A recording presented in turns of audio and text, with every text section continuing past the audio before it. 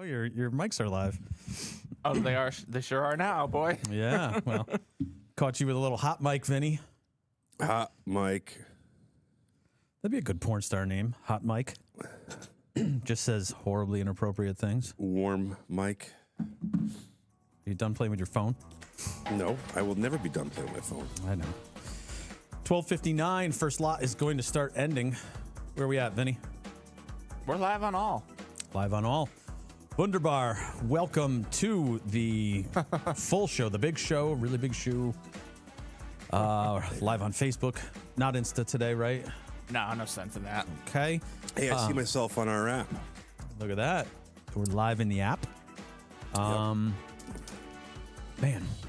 it is Sunday, November 30th, and we are coming off of the extended Thanksgiving celebration for today's auction close. Tom, did you make it through the holiday okay? Yeah, I have no complaints. Everything was great. Wife and kids were decent. Really? You know, the family was tame.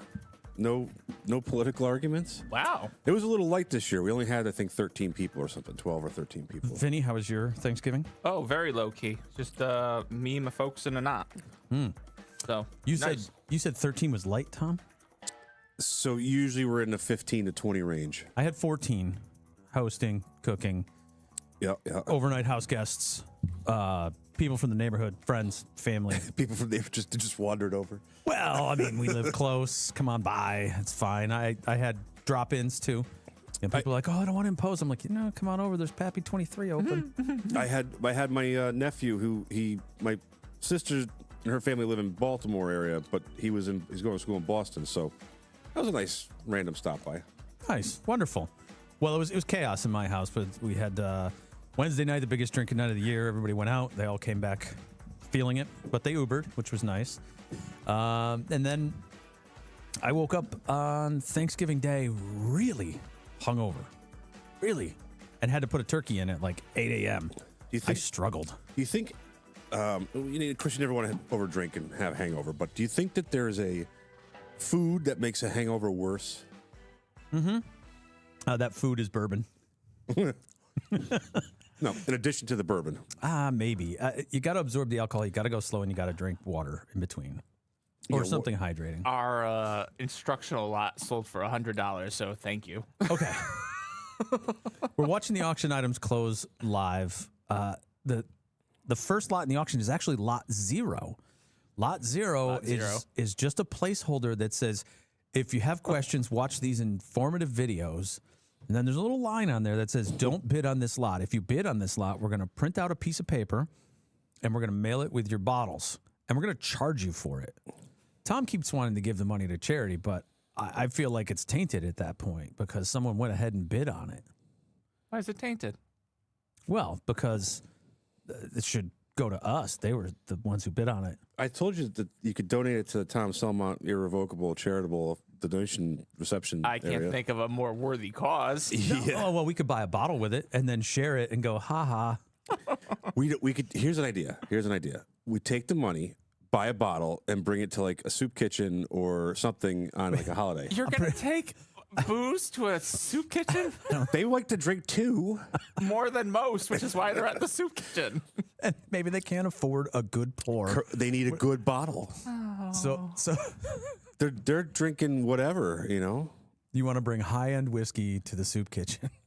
Yeah, and serve soup and serve whiskey, and that'd be cool. Bourbon We're is about- my favorite soup, though. Mother Teresa booze. All right. Ooh, here's let's see. We're alphabetical here, alphanumerical, or yes, because we started with 1792. We're at A. Altschuler and Company. Altschuler. What's the story with these bottles, Ryan? The labels are kind of falling off. Are these really The old? labels, I think they're printed on a piece of cedar bark or something. It's like a really thin piece of wood, and they thought that was a good idea. And That's kind of maybe cool. one out of them is still adhered completely. So I suppose we need to do a toast and maybe have a drink? Yeah. Okay, well, I was trying to think if we're going to... Last Wednesday, we opened Pappy 23 and shared it with everybody. How do you top that? How do you go backwards from that? So Hirsch. I don't know. we don't have any Hirsch to open right now. Yeah, I know. I thought maybe I'd pull in some of the best of 2025, which is kind of my theme for the show. I was thinking to go back and either taste or try or talk about all the great bottle releases that happened this year that we were able to get our hands on, and sort of talk about the differences and perhaps the price fluctuations that we've been seeing both at auction and on secondary. Yeah. So I have a whole box full over here. Before we get into the actual whiskey part of that, I want to give Vinny the gift that I purchased for him. Ooh, present. We're not doing any spit or swallow today, are we? No. We could do spit or swallow today, but I want to have a Alex good can go Sunday. grab that cookie dough whiskey right now. well, we all know that Vinny's palate tends toward the Stupid. Vinny's palate is like a pallet of wood. It just kind of... No, he likes sweet. He likes flavors.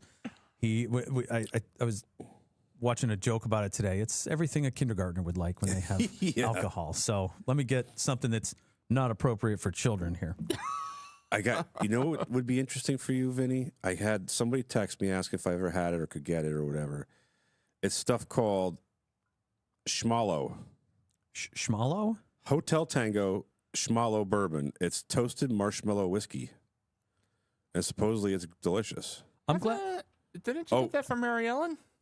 That was a Penelope marshmallow. That was a marshmallow toast. That was a real whiskey that had a marshmallow toast flavor to it. This is actual... flavored. So there's two of them. Here's the Swiss Miss Schmallow Hotel Tango. Swiss Miss? Yeah, like the hot cocoa. That is fascinating. And it was Hotel Tango Swiss Miss, toasted marshmallow and a cocoa flavored bourbon. Oh, hell yeah. That was featured in Rolling Stone, Men's Journal, blah, blah, blah. So you know it's good. If you have enough money, you can get featured in any magazine you want. Yeah, I know. Which is another thing I'd like to discuss today. Here it is, Vinny. This is for you. This is a bottle. I think you've been buying this brand for a little while now.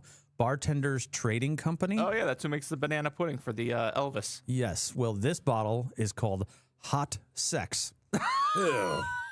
Is that what it tastes like? Yeah. It's called Hot Sex, and it's creamy. Oh. And as you notice, it was originally $14.49. I found it in the clearance aisle for $12.99. Why, you can't afford not to. Well, I'm surprised they're not giving it away at this point. here you go, Tom. I'm not interested in trying it, but I'm sure Vinny's going to be all And over it's some. probably thick. Oh, no. It's Probably like Bailey's, but what is it besides sex flavored? made with fresh dairy cream, All right. vodka, ginger liquor, ginseng, and other natural flavors. Oh, speaking of hot sex, I was told about, my wife asked about something about liquor. It's supposed to have aphrodisiac properties called Damiana, Damiana. So your wife needs aphrodisiacs? No. She was told, friend of a friend said, here, try this shit. So, but something else I want to Google later. This is cold. Was this in your car? Yeah, it was in my basement. Yeah, that was in my car since last night. Yeah. Yeah. I just didn't want to forget Vinny's hot sex. My cold I like hot the sex. pink. This would look great in a bar because it's got the bright pink label on it. Well, let him crack that. I'm sure he'll want that more than anything else. It's got raised We're gonna letters pour like a 2006 Pappy. You're welcome, Vinny. Thanks. I know you're really excited about it. Vinny, Is Ez going to grab me a solo cup? My girl, thank you. Vinny, you should have a party with all the oddball alcohol that you have. I will host Happy Hour Live one day. There you go. And it'll just be trash. And you guys will be like, we're not going to be there that day. Oh, God. You've made us drink the Elvis cocktail. Listen, that was pretty good. That was the peanut butter or another thing, right? Peanut butter whiskey and Yeah. banana liqueur. Well, yeah, that's stopped off. I got the fixins for that. And then you put Thanks. bacon bits on a peanut butter rim. I ditched that. I ditched that. The chonks weren't great. All right, so Tom, I've hit my bar and I hit your bar. What'd you grab from mine? From yours, what I think is, I can't remember if Jack Daniel's 14 was released this year or last year. Last year. Is it last year? So it's not going to count as a 2025 whiskey. Yeah, but we didn't get it till. No, maybe it was this year, early this year. Google the release date on that. So I'll show you that. Miraculously, there's still a third of a bottle in here. So Oh, we do that was have good. And this is batch number 1. It was delicious. We loved it. I think it's this year's release. Doesn't have a date on it. Yeah, What is it? they do. Yeah, find out if that's 2025. I know there's very limited release. Hit me. I'll get you the laser code. It was 25. February 25. It was early 2025. Yeah. February Okay. 2025. All right. Yep. It's got a 25 on the laser code. So I think this is in contention for whiskey of the year. That was good. Yeah, until Beacon came along. Well, That was better.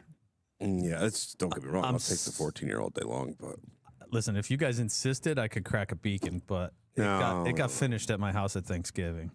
no. Yeah, that was hard to get. So we got to talk about, you know how you guys were calling me, mid-tier bar with all my people on my bar. And, We were giving you a hard time for pouring mids at family events in your house. right. Well, you'll be happy to know there's like 6 open bottles of bourbon now. Oh, we shamed you into opening more bottles? Yeah, and I was the only one drinking it. So what did you open for Thanksgiving? Well, Michter's 10-year bourbon. Okay. Hang on. I have one. If that's what you want And to try. honestly, it was kind of mid when I opened it. Oh, well, was it this year's release? Yeah. Oh. It was a C batch. I got a 25F, and I think it's delicious. It's great. And then what was the other thing I opened? Midwinter Night's Dram and something else. I also have a Willet 12-year open. Yeah, I'll take that home. Take that to go, doggy bag. Yeah.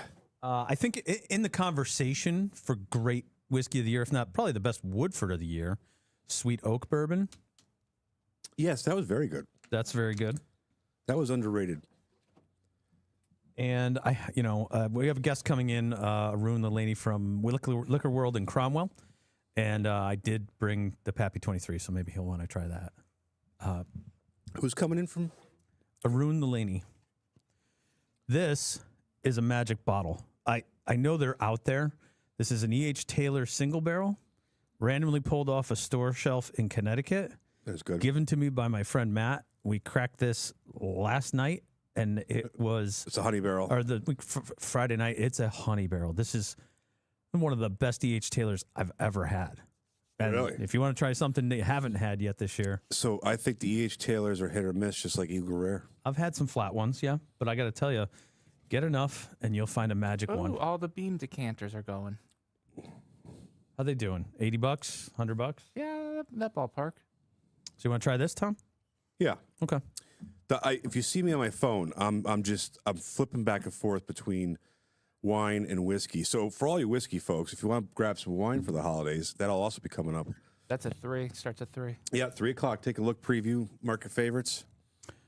I do like how the app works. This morning I woke up early. I was spinning through, looking at, would I want to bid on that? Oh, I'm not sure about that. But all my favorites are available there. I think it's the best way to bid in general.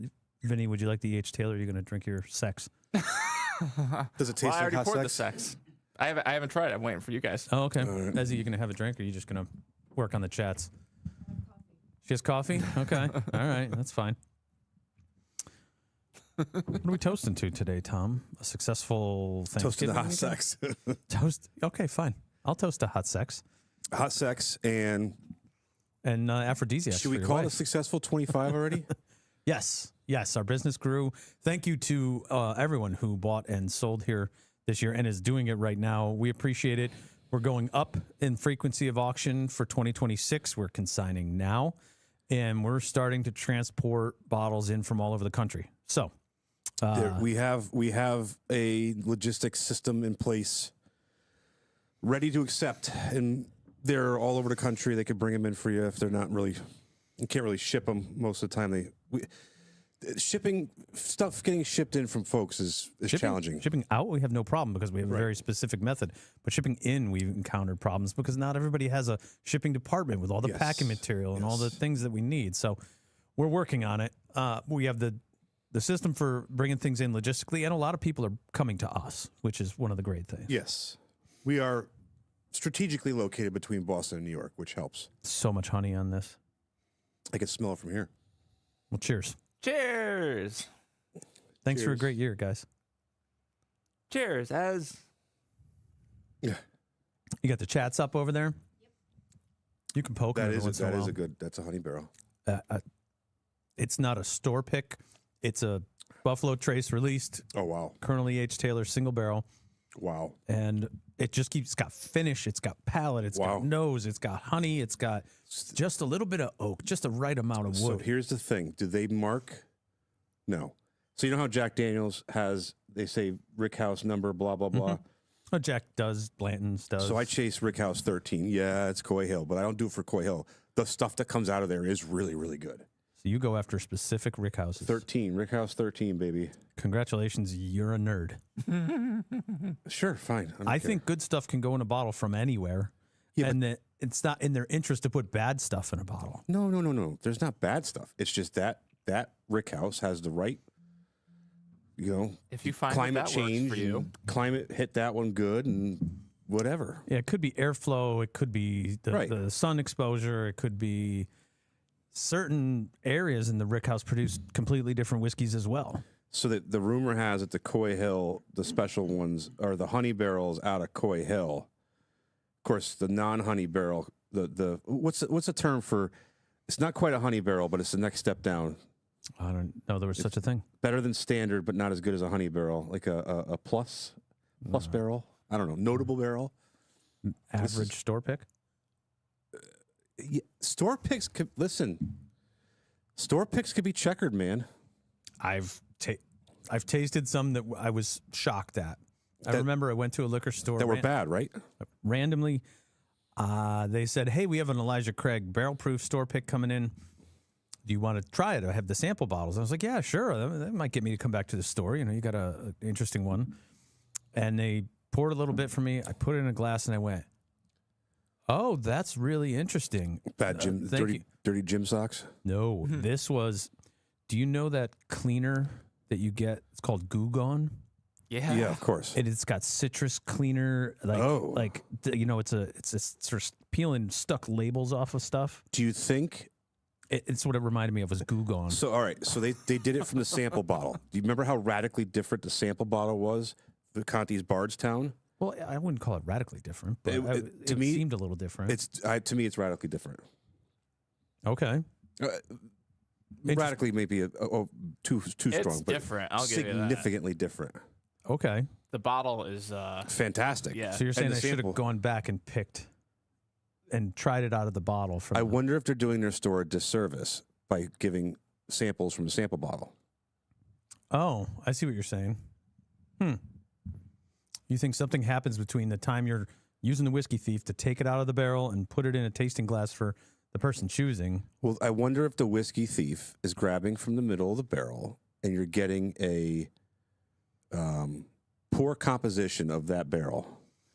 So when we went to Buffalo Trace, when we went to Bardstown, they rolled the barrels right out in front of us. They were sitting there. So they got moved around. They got sloshed around. Barrels showed up in front of us. They pulled it right out of the barrels in front of us. Let's talk about what happens after you pick a barrel. Barrel goes and gets dumped, right? Mm-hmm. They break the goes to the bottling line. Goes to the bottling. Now most people get unfiltered, non-chill filtered, or unfiltered, unchilled, or whatever the phrase is there. But it still goes over something. There's still a media that it goes through, so like a stainless steel screen or something. Everybody does something different. They have their own magic sauce. It's also hitting a lot of oxygen because it's getting rolled out into a big filter area. So there's a little oxygen hitting it. And then it has to go through the bottling equipment. Right, which may have... to fill the bottles. I'm sure they clean it like hell. I'm sure it's like taps at a bar where they clean it religiously. Yeah. But I don't know. There could be some... I guess what I'm trying to say is there could be some magic. Good magic or voodoo or whatever from the barrel to the bottle. There's something. Maybe. I don't know. You know what we need to get for a guest? And it's hard to find someone around here. Maybe we'll have to do one on a trip. We got to get someone who works at the distilleries. Oh, master distiller. I mean, master distiller or someone who even just is, second in charge or something, just so he can answer these kind of mystery questions. I don't know if our show is big enough to get the head banana. We'll have to go for second. We'll get the brown banana then instead of the perfectly ripe banana. I don't know. No, there is a lot of, and some of it's magic. They don't necessarily want to talk about that. I don't want trade secrets. I just want general. I I don't want to say secrets, but general insight. You know, a little bit of inside ball. You know, Peel back the curtain a little bit. yeah. Okay. All right. Well, I just Blanton's is discovered going off. today that we can do phone bids. So not just phone bids, but phone guests on the show. Oh, nice. So we could call Vinny's mom or your mom. My mom is at a show right now. My whole family is at a show, Cabaret Theater in Bridgeport. Great little place if you're ever interested in that. Brought the whole neighborhood. They're partying. What lot number are we on? We're cruising 75. Oh, it's moving real quick. Blood Oath Pack 9 is a little soft. Now you're whatchamacallit, the golden tickets are coming. Yeah, up, Ryan. let's talk about the golden tickets. You're number 2. Yeah, I'm gonna turn off the burps. and Also, this is the weird weirdest noises. thing I've ever tasted. What does it taste like? It tastes like if green tea and chocolate milk had a baby. Where's the bottle again? Read the ingredients. There's again? ginseng in it. Yeah. Oh, ginseng. That's the. Fresh dairy cream, vodka, ginger liqueur, ginseng, and other natural flavor. So hold who on. knows what the hell Let's the Google other it. is. Is that supposed to be an aphrodisiac too? First, let's talk about the Dusty Whiskey tasting tickets, which are coming up in just a few seconds here. This is your way to bid and win a Dusty Whiskey tasting with us. Let me get the bottles. Oh, Vinny, you're in trouble. This stuff's guaranteed to have like an effect on you. I don't have anybody to have an effect with, so That's what I'm saying. You're going to be in trouble. gonna be out prowling. All by myself. Don't want. Oh wait, there's a thing on the back, but you continue, Ryan. Okay, Dusty Whiskey tasting. We will be pouring Old Fitzgerald Stitzelweller distilled right out of a dusty Monticello decanter. You know, give me a rag real quick. No, don't wipe off the dust. 1990s Wild Turkey 12 year. And since it's the holidays, this is December 19th. The Old Forester Christmas decanter box. Circa 55, I think. I'll tell you in just a second. That was back in the heyday of everybody. So this is That was back when. Tinsel Reign Supreme. distilled in 48, bottled in 53. So you got 5-year Old Forester, 1950s. I bet you $10, 5 years minimum on that because that's got good color to it. Yes. I think anyone who buys one of these tickets will be happy. Mm-hmm. We'll also have catering from Craft Kitchen up the street here in Southington, and there's a surprise. Surprise. There's free stuff, but there's a surprise. Ooh, are you getting like swag grab bag type stuff? Yep, Ooh, Ezzy, what did you order? That was a secret. it's a surprise. It's a surprise. Yeah, Blue Run High Rye, that stuff's good. Tom will be definitely surprised on the show next Friday. Should I be scared? Wait, it's next Friday. No, I'm not gonna. So I will. I am sorry, but I will not be here for the party. December 19th, but next Right. Friday we'll unveil the prize. Perfect. Yep. How are they selling? Are the tickets for that selling yet? Or are we we're getting not there close? yet. No. What is it? 100. Oh, 87. here it So is. I can't tell you how affordable these are. I woke up this morning. 40 There's still bucks. tickets for $30, $40. Nah, 30's gone. You're at 40. Current minimum winning bid is 40 beans. There's only 18 seats, and you're going to get to taste and get a sample of all 3 of these Dusty whiskeys. Plus, maybe come on the show. Maybe we'll play some games. We'll have a great time. Oh, and Chris Perugini is going to be guiding the tasting as well. Mm-hmm. So I don't know exactly how the format's going to be. Please don't bring any outside alcohol in. Yeah, and don't pregame, guys. Yeah, no pregame, please. Knock it off. Yeah. One Get bad drunk on the apple. air like we do. What's that? Oh, as he said, she'll bounce you right out. Bouncing. We'll get her like a nightstick, like a police nightstick. She owns one. Bring your sword in. In case shit gets real crazy. Can you do any tricks with the swords? Can you cut like melons in the air and stuff? Oh, she I doesn't can have fix that. Yeah. We'll definitely sharpen your sword for you. Don't worry. All right, nightstick. Yeah. Cattle prod. We'll get you a fancy taser. Yeah, cattle prod. Yeah, or the one that shoots. With the prongs, the leads. Yeah, I saw. I was browsing reels and stuff, and the scene from Zach Galifianakis movie there. When they go to Vegas on the bachelor party. Hangover. Yeah. They saw the scene where the cops were like, listen, we'll let you off if you do this public service thing. And they go in the room and the kids shoot him with a taser. That was pretty funny. All right, lot number 94, Bombergers going off now. Then we're getting into some Bookers. And at lot 100, we start doing the dusty 100A. 100A, B, C. Yeah, if you see all the weird lot numbers, disregard. I don't think anybody... I haven't had a complaint. Nobody's complained about Right. No, I think the number is just kind of whatever. Yeah, I thought of something too. Can we get rid of the number so that you can see more of the title? No. This is just how it looks. On the app, it doesn't display as much of the title as it does when I'm using a 25th horizontal anniversary, screen. 18 seconds left at 7:50.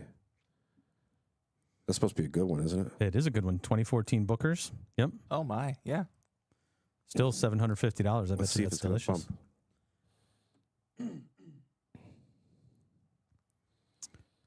But it's funny, Booker's is at a different place in the auction catalog as Little Book.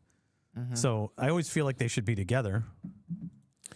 We should get some feedback from our people about placement in the auction. And I'm not talking from a seller perspective, from a buyer perspective. I actually agree with you. There are some things I do want feedback on, and one of my topics of discussion today was estimates. Because estimate theory is sort of complicated with auctions. I have the problem with that is you're going to get 50 different responses to what you feel about estimates. Mm-hmm. Right. The seasoned veterans will say, I don't even bother looking at them. I research it and I figure out what it's worth. Well, it's always what it's worth to you. Correct. A good example is some things we have selling in the auction that are above high estimate. Does that mean that I put the wrong estimate on it? Or does that mean that demand was higher than I thought? It's $80 for the first ticket. Okay. It'll be interesting to see, because most of them are at 50 right now. Yep. It'll be interesting to see if any of them now start going higher. Law of diminishing Closing at 50. availability. Yep. That's the other thing. There's still some at 40. We always get not anymore. questions from sellers about why is the last bottle, if we have 3 bottles that are identical, why does the last bottle go for the least? Or maybe it goes for the most. Sometimes it's there's no rhyme or reason. We always to say chaos theory, and it's... I don't even think a psychologist could analyze that and tell you. Or maybe they could. I don't know. But $50 for a whiskey tasting with food, that's not bad. And we got 18 of them, so... Cheaper than a night on the town. Right? The other thing is availability, right? Like, you can't What's the 19th? find Is that some of these Thursday? whiskeys for any price. Friday. Yeah. You're talking about the tasting on the 19th? Yeah, yeah. Uh-oh, there's one closing right now at $40. Hit it one time. Nope. Somebody got a bargain. There's a couple left. I think the person who paid the most for the ticket should get something special. Oh, that's interesting. We get you I don't know, special glass, special sample, something. A burrito. A burrito. Well, no, we're getting Craft Kitchen. I think we're getting like Smokehouse and Oh, Craft Kitchen. sliders. The food and- alone is probably going to be worth your $40, $50. Mhm. Oh, yeah. Absolutely. I wonder if people will want to come on the air with us. Well, so explain how we're going to do this. So if people can't obviously see, Yeah, we're can't- on the show. I know you'll freak out if I pan the camera. Don't do it. Yeah, I know. But there's chairs back there. If you've never been to our place, we've made a lot of changes recently. We're in what we call an exhibition room, which now is the auction gallery, and there's chairs in the back, and the room's kind of split, but not really. And you know, I'm interested to see what we do as far as setup goes. But you got chairs, you can hang out. But we should probably get a microphone for the crowd. Yeah, we'll have a separate setup. Yeah, and that way we can, you know, if someone wants to speak or has some, you know, wisdom they want We to can have share. them sit down at the other camera. Well, that's going to be your time to ask, do you guys alphabetize? Or do you scroll through the whole catalog and just favorite? Oh, we could do a live survey on the air. Mhm. You might not like the answers you get. That's fine. I don't. That's market research. That's the good, the bad, the ugly. That's fine. I wonder if any of the haters who come after us on social media would buy the whiskey tasting ticket. So the haters are probably closet haters. They're keyboard warriors. You know, every single time we get hate, They register for the auction. no, because they're alias accounts. Yep. So haters always have a name that's not their real name. Yeah, And which is funny. I Cowards. always say to them, "Come down for a pour. I'd love to chat with you." Right. Tater's gonna tate. It says something about that person. But I love how people hate, and then I see them registering for the auction. You have? I don't think I've ever seen the haters come in. Yes, we did. We had one early on. A couple of them early on. They're like, "Oh, this is bullshit. You're driving up the prices," and then they register and they're bidding. Yeah, well, prices go up and down Started based at $10, buddy. at the market and avail. Something started at $1. I don't know. Yeah, why. what's up with that? With the $1 versus $10 thing, Vinny? don't know. Did you check the wrong box or something? There's It was, two different settings in the software. It was Mike. I saw Mike do it. Mike, you just throwing your buddy under the bus? He's not even in your department. All right, last two Dusty Whiskey tasting tickets closing at $50. Congratulations. We will see you on the 19th. It's going to be a lot of fun. We're going to have great whiskey to taste, and that's a Friday night. Who knows how late we go? Just ask that everybody drives responsibly. So Yeah, Uber, do what you got to do. We should also have a prize for designated drivers. So you're going to buy the whiskey tasting ticket and be a designated driver? If you bring, we should have a policy about that. Somebody Bring- drives here? Yeah. Yeah. Yeah. What's that? They Oh, get to yeah. drink Oh, the yeah. syrup. You could do shots of whistle pig syrup. That's a good idea. We'll serve you Eggos. So instead of being, drinking, there'll be the diabetic emergency instead. Right. Oh God, how much syrup are they drinking? Lot 104 is going off for closing some Buffalo Trace. We got 175s in there. We got some big Buffaloes. Oh, Tom, I think we need to talk about the bourbon that you and I sort of discovered in the auction that we didn't know anything about. Oh, the redemption? Yes. So No, don't blow that up. what do you mean? I want to get the best price possible for our sellers. Yeah. Oh, you want to buy it? Is that I what you're want to saying? buy it. We should note that if Tom buys anything here, he has to pay for it like everyone else. right. And BP and the whole Oh, thing. I serve So him the there's- invoice. yeah. I'll just ding Tom's credit card while he's not looking. So this bottle is Redemption 18 year. Was that what it was? Yes. So redemption is MGP juice. Is that It true? is MGP. Yep. Which I love those Barrelcraft Gold labels. Those are coming up. You see those in stores for $500. I got one for $300 one time. So don't overlook. I don't know why people trash talk MGP. It's fantastic. They whiskey. really don't. I don't see that much hate for MGP. It's just I was Googling about for some show content today. I wanted to talk about the best whiskeys of 2025. In July, the Robb Report released their 10 best whiskeys of 2025 so far. While most of them seem unattainable and most of them seem like plants. Plants? Well, like plants meaning like like as a sponsored content kind of thing. Like Right. I feel like the Robb Report when it comes to their whiskey and stuff. Well, why would MGP feature that bottle? Why would you try to, I think there's a balance between a whiskey writer and the magazine and the editor and what their agenda is to kind of maybe sell some of these bottles. right? For instance, the number 10 whiskey was a 20-year-old single malt Irish, Garavogue. Not I my went, style. okay, that's interesting. Number 9 whiskey of 2025, Bomberger's PFG. Oh, that PFG, man, it's like that's trading. If you want a bottle and you have a PFG, you can trade it for just about anything. Really? What's secondary price on PFG now? Probably $5.50. We drank one and it was amazing. I bought one in Massachusetts for $124.99. Yep. And did you also I sell bought one? 2 of them. Well, and the that was delicious. I brought it to the office. We opened it. We killed it within a couple days. Well, it's a week. We killed most of it, and then the next weekend, next Friday, it was gone. Yeah. That was delicious. I don't know if I'd pay $500 for it again, but they didn't make. I hope they do another release of it. No word if that's coming out again. So, right, and then I always have this theory that batch 1 is usually the best. People can argue with me on that one. Not always, but I think it's the second batch of Russell's Reserve 13 year that everybody chases, right? Right. Well, so my thought too, from if people talk about investing from whiskey and stuff. So let's look at Stag Junior. So Stag Junior's reputation is based early on. Their bottles were really good early on, and they still are good, but they're not as good as like batch 7 or whatever number it is. So my thing is, if something gets popular later on, and there are good early releases, and then they're like, well, I want to try batch 2 or 1 or 3 or 4. So they're gonna, of course, it's gone. So they're gonna pay a huge premium to get their little batch vertical. But going down the Rob Report list at number 8 is Jack Daniel's Distillery Series 14. So it's a rye that I haven't seen in any stores.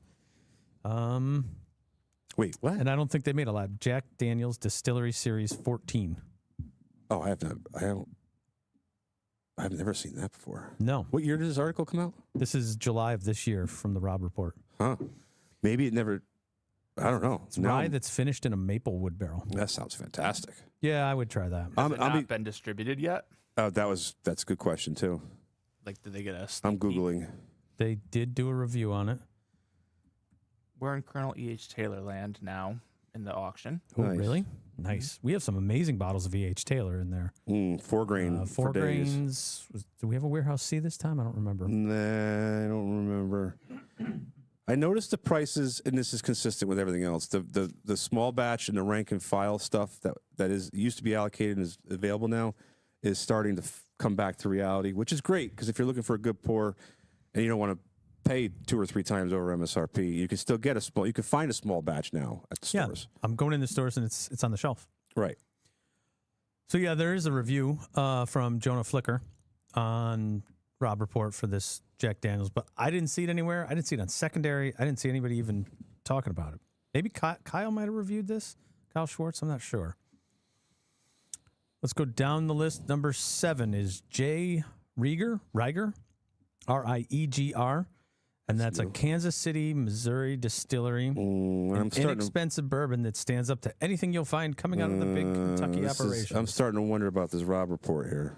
Okay. I'm gonna be that guy. I'm gonna be the tinfoil hat guy. Number 6, Remus Gatsby Reserve. So what year? MGP. 25.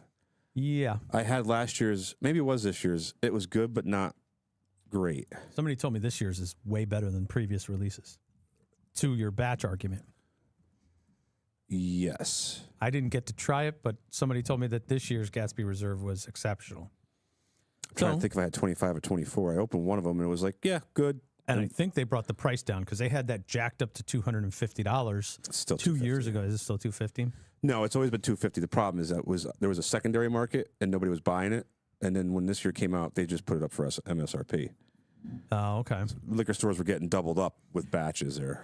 Here's where the article might be true, but we start to get to La La Land. This is the last drop 27-year-old Kentucky bourbon from Buffalo Trace. So they took one of those experimental barrels at Buffalo Trace that's 27 years old, and they put it into the last drop series, which is a non-distilling producer that finds all of the rare barrels all around. Yeah. So last drop could be Irish, it could be Scotch, it could be a bourbon, it could be a rye. This particular bottle I've seen bringing crazy 5-digit prices because I don't think they made very many. It doesn't even show how many barrels were released for the last drop on this. It's probably on Last Drop's website. Number 4 comes in at Sazerac 18. So was Sazerac released earlier this year? This is a 2025 list made in July, and they have Saz 18 on it. One of the BTACs rated really high this year, didn't it? Maybe it was Sazerac or the William LaRue? One of them was like extraordinary. I didn't go through all of most of those releases come in the fall, hence my confusion. So maybe Sazerac 18 came out earlier this year. I think BTAC releases each one different times. That might be true. Maybe Sazerac's a spring release or something. Yeah. Anybody try the E.H. Taylor BTAC? So I was going to talk about that today. I was going to go through the press release on that. It's really interesting. Number 3, Jack Daniel's 14-year. So there, the answer is our earlier question, too. And number 2, sort of comes out of left field for me, Glengoyne White Oak 24-year Scotch. It's weird. Okay. The choice.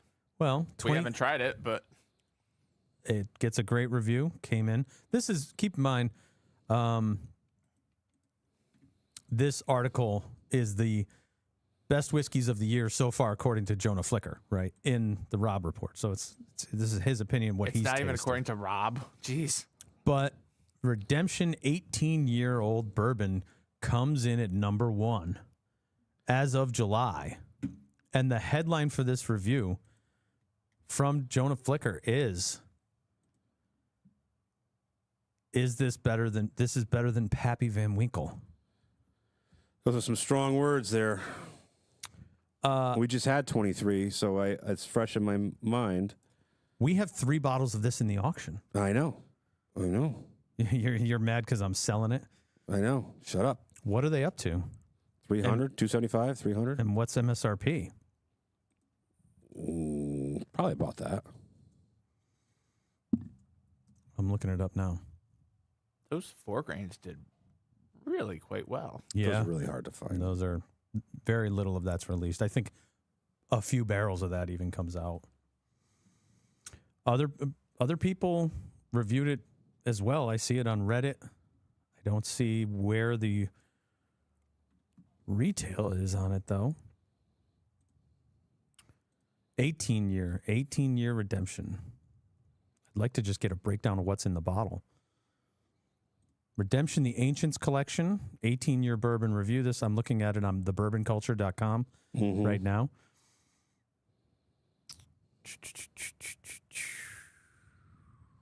Very interesting.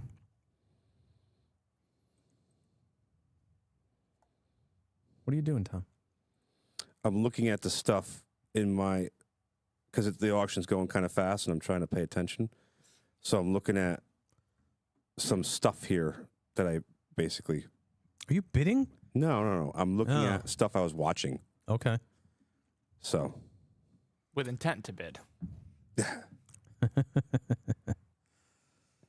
So, I don't know. Maybe we should buy one of these. Ancient Collection. Musty, varnished wood scent. Scents of chocolate, pipe tobacco. See that again? Musty scent. Musty wood scent. Varnished wood. Varnished wood. Okay. All right. Rich mouthfeel, loads of tannins, cigar box, wood varnish, surprising amount of sweetness, oxidized cherries. Tootsie Roll note. Tootsie Roll. That is one hell of a tasting note. Mouthful of flavors, nice long finish. Score 8.9 out of 10. This is according to the Bourbon Culture.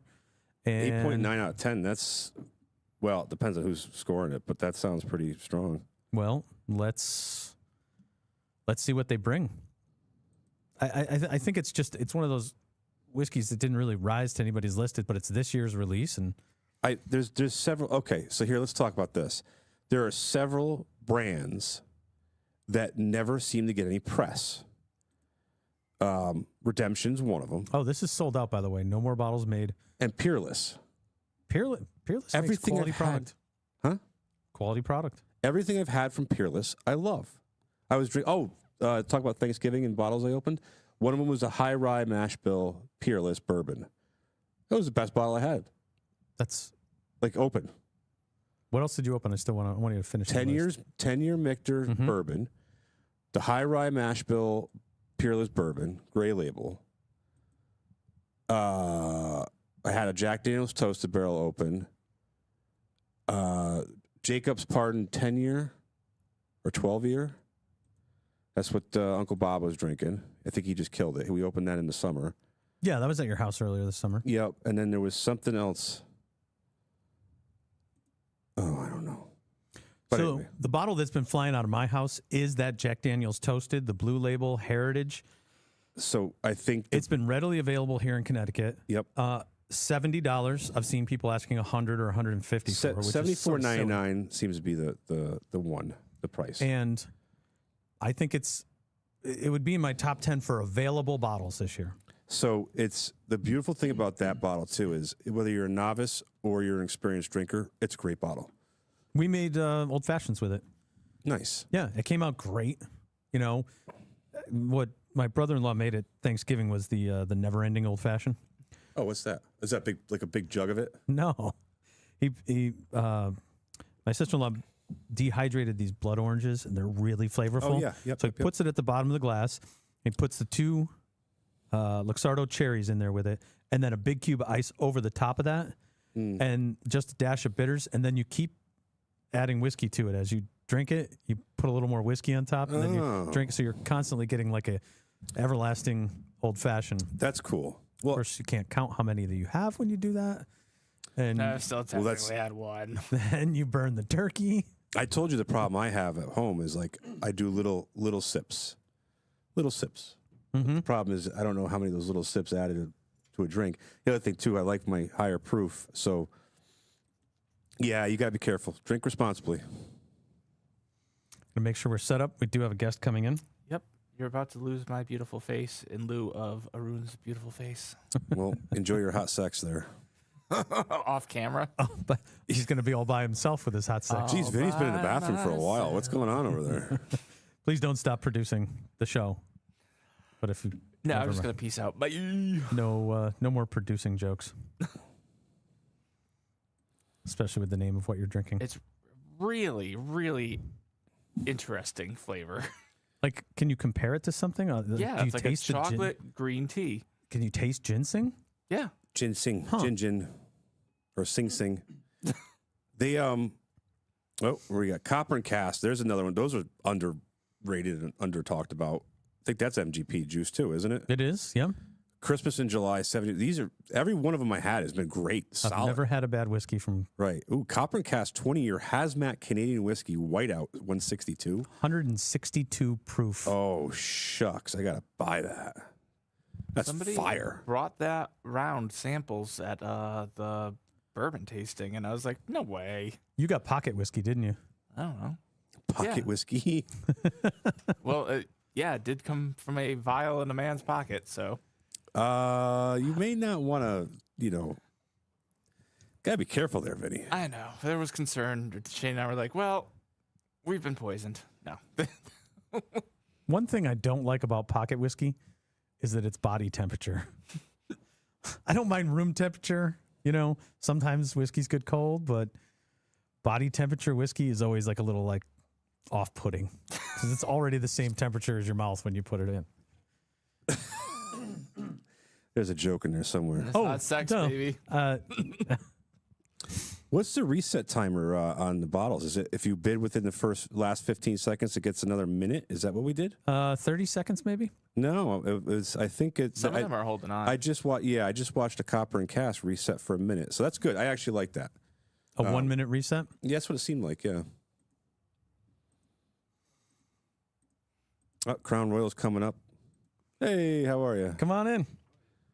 Crown Royal's coming up. Crown Royal something else is coming. What is that? Good. Welcome. Have a seat. Have a bottle. Monarch. Oh, okay. Well, Look at that. What'd you get? Special one. It's only 900 bottles. come on Oh, in. no Have a seat. kidding. Let's say grain whiskey. It's grain whiskey. It's from sherry cask. Oh, cool. Throw these on. Make sure your Little volume level is good. You may have to untangle the cord. What's that? Can't get on the auction. You can't get on in the auction? Oh, well, I'll fix it live. We'll do it live. Thank you. So there's our token Cuddy Sark blended Scots whiskey. I always put one of these Dusties in there. Yeah. Sorry, it's tangled. There you go. This is how it works. Hey, I handed him headphones that were completely tangled. Oh boy, it's still tangled. Well, you know who was the last person? who that used was Nick Conti. That Yeah. was- yeah. Yeah, we're going to blame Nick. There you go. Get right in there. Can you hear yourself okay? Yeah. Okay. Arun, thank you for coming. Welcome. Wonder. Thank you. Where's Yeah. our Thank you for having us. Wow. Thanks for having me. Very zoomed in. You gotta get your little cheesy your button there. What button? Yeah.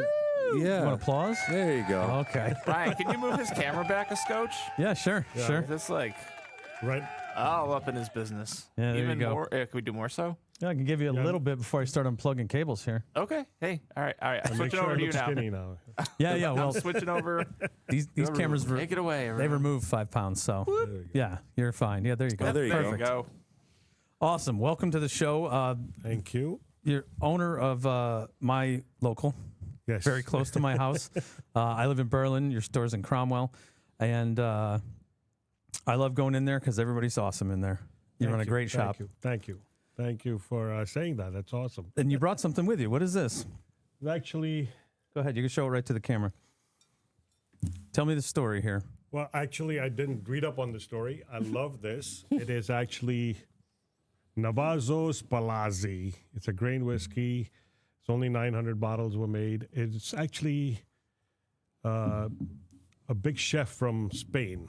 Spanish? Yes. I've never had Spanish whiskey. Yes. It's actually done like Scotch style.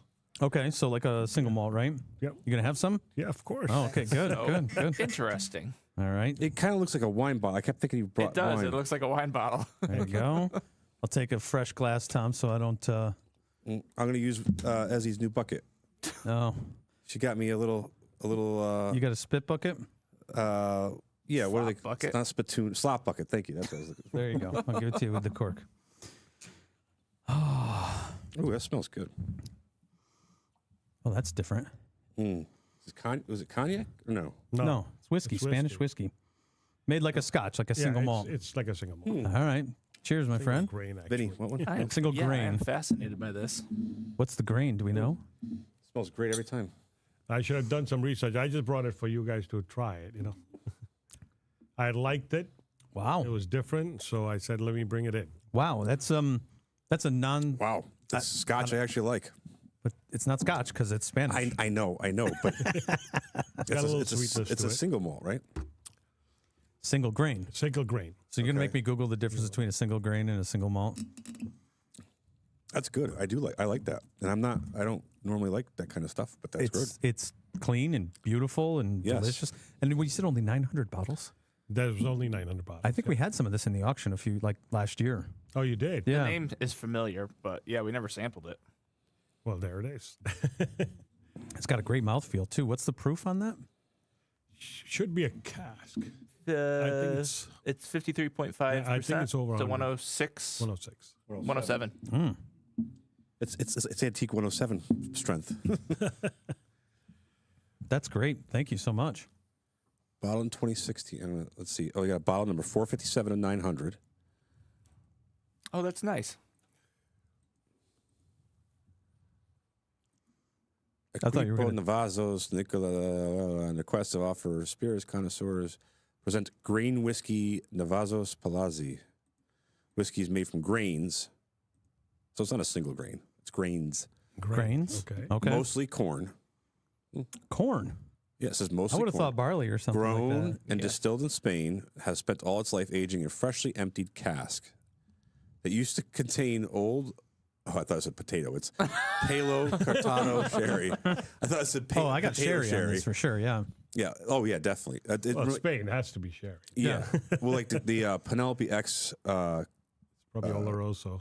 yes, Sherry Oloroso cask tastes just like this. Bottled straight from the cask at cask strength, blah, blah, blah. Yeah. No, this is good stuff. This is different. I like different It things. is different. It's nice. Different in a good way. Because people sometimes say, oh, that's different. And they say it negatively. I really like that. That's good. All right, so Arun, I got a ton of questions for you. I want to talk a little bit about your career and the things that you've done, because I think your story is fascinating. We met at the store and you invited me to your home and we had a great time and some drinks and really your wife is wonderful. I mean, Thank you, just thank you work with your sons. One son. And the other son is in New York City. Okay, so let's see. Before you were in the alcohol business, you were in the Air Force. I was in the Air Force. You yeah. were a pilot. No, I was training to become, Okay. but I got my glasses, so I couldn't do it. Oh, that's right. You have to have perfect vision to fly the plane. yes. And then, that's the reason I did my term and left. Otherwise, I would have retired. Okay, well, you got some great photos. Double let me eagle, tell ya. eagle rare double eagle coming up. Okay. Oh, After you leave the Air Force, did you jump right into owning liquor stores? No, I worked the corporate for 1 year. Hated it.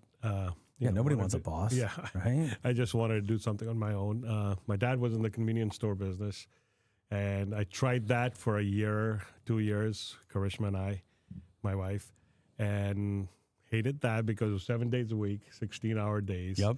But my love for wine and scotch is actually because I was stationed in California.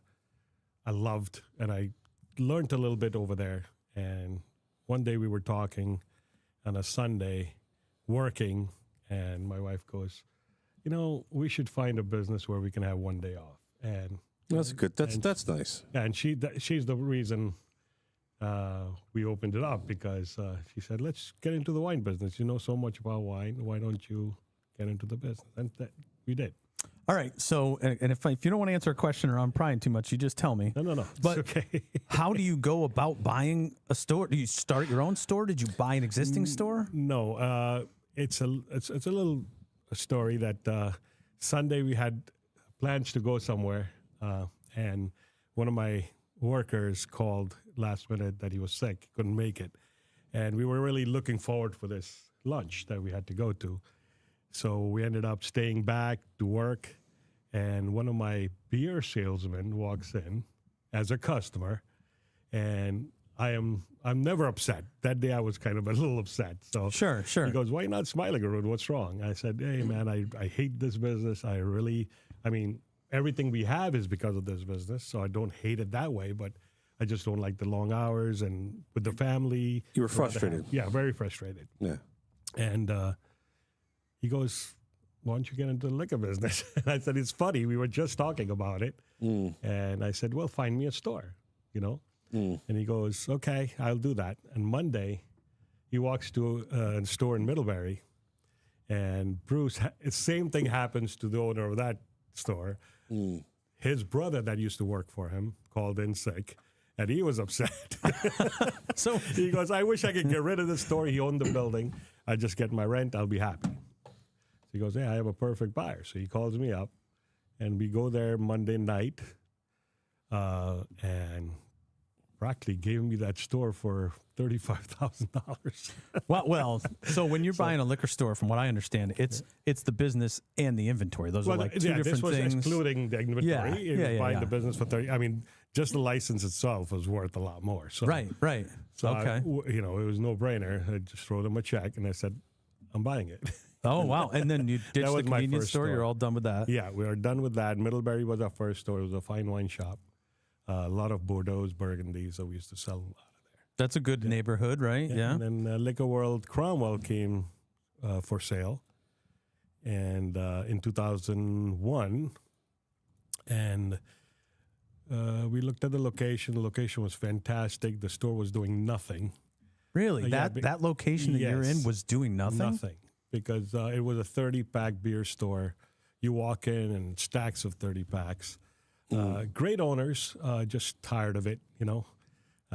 And we got that store. We bought that one. That's not a 30-pack beer store No, anymore. not No, anymore. sir. Tom, you've been in there with me. I mean, It's a far cry. It's actually just the opposite of a 30-pack beer store. 30-pack beers. Yeah. Way in the back. you Yeah, got yeah. an aisle. Sure, it's there. I like right? how in the front of your store you have like the big, was it the wine display, the wine racks, but then it's kind of like a stage, and that's where I think Yes, where all the people yes. kind of sample stuff or have this. Yeah, and that's my like cellar selections in there and stuff. Yes, like you have that. the cellar selection, the wines, and everything else. Yep. Those are good. It's different. It's interesting. Yeah, you have So to be a little different. You had two stores at the same time. I had two stores, and then we started opening our stores, like finding locations. And we found a store location in Granby, opened it up from scratch. I went there not knowing that was your store, I think, Yeah, and then, but it's not anymore, right? It's not. We sold Ellington, and so we opened 3 more after that, and then after pandemic, I got really tired, and sold 2. I got great offers, so I sold them. Congratulations. Ellington and Granby. We still have Manchester and. Is it really just done on a handshake? Like, hey, great store. How much? Or is there like a brokering process? No, I have never used a broker. Usually but you can, it's- right? If you yes, wanted to, yes. And then, but our friend circle is such that they come in and say, hey, you're interested, and I give them a number, and if they take it, they take it. Okay. So it sounds like it's a non-combative negotiation. No. Right. Usually, because I'm not up for sale as such, Right. But if the number is right, everything is for sale. Oh, okay. Yeah. Every business is for sale. I was going to say, is there a magical? So usually when you talk, and I don't want personal details. No, of course not. But like when you buy and sell a business, they associate a number. So Yes, like they do. 2 times annual revenue, or 3 times, or 1 times, or whatever it might be. Is liquor stores any different? I know there's the business itself, and then there's the inventory. The inventory obviously is a hard asset, but like, is it any different with a liquor store? How do you It's value a very a liquor store? easy formula that they have is whatever you gross a year. Usually, if it's under $1 million, a year, usually you're around 30 to 35% is your goodwill. Okay. But if you're over $1 million to $1.5 million, usually you get a little bit more. It depends on your rent also. I mean, everything is Right. Right. $1 million, $1.5 million, usually 38 to 40. Anything over that, I have seen people pay up to 60% gross. 60% of 1 year's gross. Yes. But that has to do with permits, right? Because some towns can only have so many permits. Permits in the town. Yeah. Not only the permits, it's also the business that it's doing. Yep. Right. So Right. yeah, there's only so many permits available. And the beautiful thing about liquor stores, unlike other industries such as restaurants and other things, your liquor store's customers are extremely loyal. So if somebody lives here, they're used to going to your store, Right. and basically that's it. And other than outside, they're traditionally going right to you to get their regular. I don't want to say daily, but their regular alcohol and party You're alcohol. going to get and a everything fifth else. of Jack and a 30 rack of Coors Light, Yeah. and you go to that Usually, spot. Yeah, they're very loyal, yes, but then you draw a lot of people because of your name and how specialties and stuff. Specialty stuff. That's why you have to differentiate a little bit, because otherwise, You're just another liquor store. Yeah. exactly. Well, something that you guys do very well is that there's always a surprise, right? I don't leave without something when Thank I go you, in thank there, you. but Well, that, surprises us, We're good salespeople. I mean, we're in Connecticut. I've seen things on the shelf there that I go, how did that appear here? Oh, that's interesting. And we should probably preface this whole entire conversation by saying that liquor stores in Connecticut are very different than most of the country. Yes. Well, Connecticut is a very different world when Yes. it comes to liquor business. Correct, because now a lot of states have government liquor store. That's it, done. State run, yeah. State run, and these all have good, bad, and ugly. And then you have, you have a lot of mom and pops, and then you have like Vermont, where your gas station has a full liquor store in it. Or you have Pennsylvania where you can't even find alcohol. Yeah, well, Pennsylvania has state run, but There's not a lot of them. there's not a lot of them. Driven around Pennsylvania going, there's nowhere to even stop and find bourbon. Yeah, it's true. And then there's 2 things that are unique to Connecticut. The only state in the country, and this is kind of controversial with a lot of liquor store associations, we're the only state in the country where the wholesale distributor sets the price, the minimum price. Well, actually, it is a good thing for the consumer. A lot of consumers are not educated that way, Yeah. and they think that, that's crazy. But when they set the price, it is actually they call it state minimum pricing. It is to actually, support the local small stores. Right. At the same time, not go crazy charging more. So because of the competition, people go state minimum. That means the consumer is actually getting a very good price. Right. The only things that's different is the sales tax. Some states don't have them. None in Mass, right? Yes, and that's I don't want to say. Yeah, no, But you can say it. There's no sales tax in Mass, Yeah, so that's On liquor. On liquor. On liquor. Yes. So other sales tax are way over. So So the funny thing about Massachusetts, so for your everyday stuff, Connecticut has very good prices. yes, What I've noticed, and there's a lot to this equation, your not everyday stuff can vary widely. Oh, wildly, yeah. Like we call them museum prices. When you go into a liquor store. Not even that, but Okay. let's take a E.H. Taylor small batch. there we go. So it's technically allocated, or it's hard to find. No. the price in Jersey, the price in Mass, and the price in Connecticut could be very different at your minimum. Not really. No, the price is actually set. They call it the MSRP pricing. Some of the MSRP is crazy because sometimes it costs like $1 and they'll say sell it for $1.10. I mean, the we wine can't be in the like business. Right. So MSRP doesn't mean anything for us as retailers. We look at a percentage. Right. Margin is everything. Yeah. Allocated products comes to us usually at the same price as most of the country. How you price it is different, right? See, my pricing is if I get an allocated product, again, we go by MSRP. Maybe I'll go up $5 or $10 over cost because that's just to tell people, hey, it's allocated. Yeah. Okay.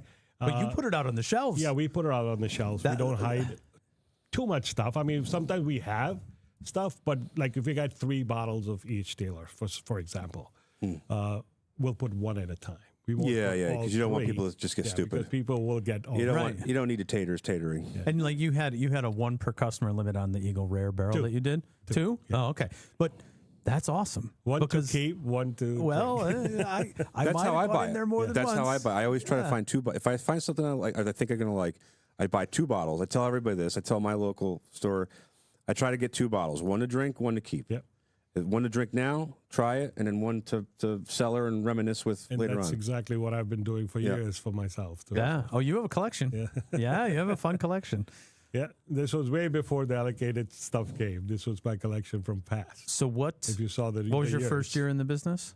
My first year in the business was 1996. Oh wow, 1996. So do you remember any of the bottles that you got back then? I don't remember. Did so you much see stuff any of in these there. legendary things? No, at that time it was like Pappy was not even heard of. You know? Right, you didn't see And the old then Fitzgeralds and that Taylor, stuff. old Fitzgerald. It was not because bourbon was not even heard of.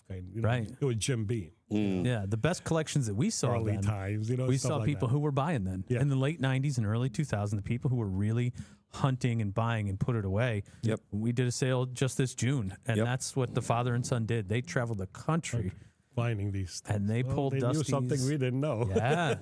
Yeah, they had the A.H. Hirsch. They had the really legendary things Right. just in a storage locker in New Jersey. Yeah, that was the last auction, right? 2 auctions ago. 2 auctions ago, yeah. Those were crazy bottles. And you know what? This was a well-to-do guy, and this was a hobby. Yes. But he started as just like the same guy with the baseball cards who started collecting high-end baseball cards in the 90s. Yeah. This guy was collecting high-end whiskey in the 90s, and Smart man. he scored. Now, that wasn't his intention. He was a collector. It was his hobby. Right. But that hobby became quite valuable. True. Yeah, So- you had some beautiful stuff. Yeah, that's fun, right? I understand that some bourbon enthusiasts, some whiskey enthusiasts, and we get a little bit of hate on social media that like we're driving prices or ruining the market. And I always say, no, man, this is where you vote with your dollars. Right. This is where if you want the thing, you bid against another person who wants the thing. And if you can afford it and you're happy and lucky enough to get it, then that's how free markets work. Yeah, exactly. And a lot of when you say that, like what you guys do in the auction, like a lot of retailers don't appreciate that. I do. I'm one of those crazy ones. Thanks for not hating on us. No, because I think it actually brings more customers. Right. Because it's more interest. Oh, it's an auction. Why are people bidding on stuff where I can find it on the shelf sometimes? Right. Well, it also gives them awareness, too. Exactly. Awareness is there. I think auction is a very good thing. You should see it as a positive thing than a negative thing. Also, like we were explaining before, it's not just what the bottle or the beverage or anything that you're bidding on, what it's priced. It's about, is it available to you? Yes. So maybe only a few allocated bottles hit every few months at any given store in any given state. You're like, well, I want to try that. And, I'm in a state where it's legal to ship. Just go to the auction and buy it and then have it sent to you. My favorite story is actually, I hear, I don't want to say all the time, but quite frequently, guys are like, listen, I was at Thanksgiving or at Christmas or pick a holiday with my family, and he had a bottle of E.H. Taylor 4-grain I thought it was amazing. There's memories there. I have to have a bottle. I can't find it anywhere. I can get it at auction. Got to pay. Yeah, of course. But, you know. If you're ready to pay, I mean, it's like he was saying, the auction, yes. But even retailers, when you say museum pricing, you have to understand this too. I mean, we don't do it. No, you don't do it in your store. And you know it as firsthand, but I don't blame them. No, why not? Leave it on the shelf. Who cares? It's free market capitalism. If you want to do that. Exactly. And people that, but the thing is, what the social media does, they really kill the poor retailer. Yes. It's They like, roast people don't online. want it, don't say anything. I mean, it's up to you. Yeah. You buy it. Or, it's very sad because in any business in this world, if it's hard to find, you're going to pay a premium. Mm-hmm. It may be cars, maybe houses. Mm-hmm. Yeah, think about cars during the pandemic. Yeah. Why not call the airlines, Oh, that's good. I never thought of the airline one, right? So why is Friday more expensive than Thursday or Wednesday? Yeah.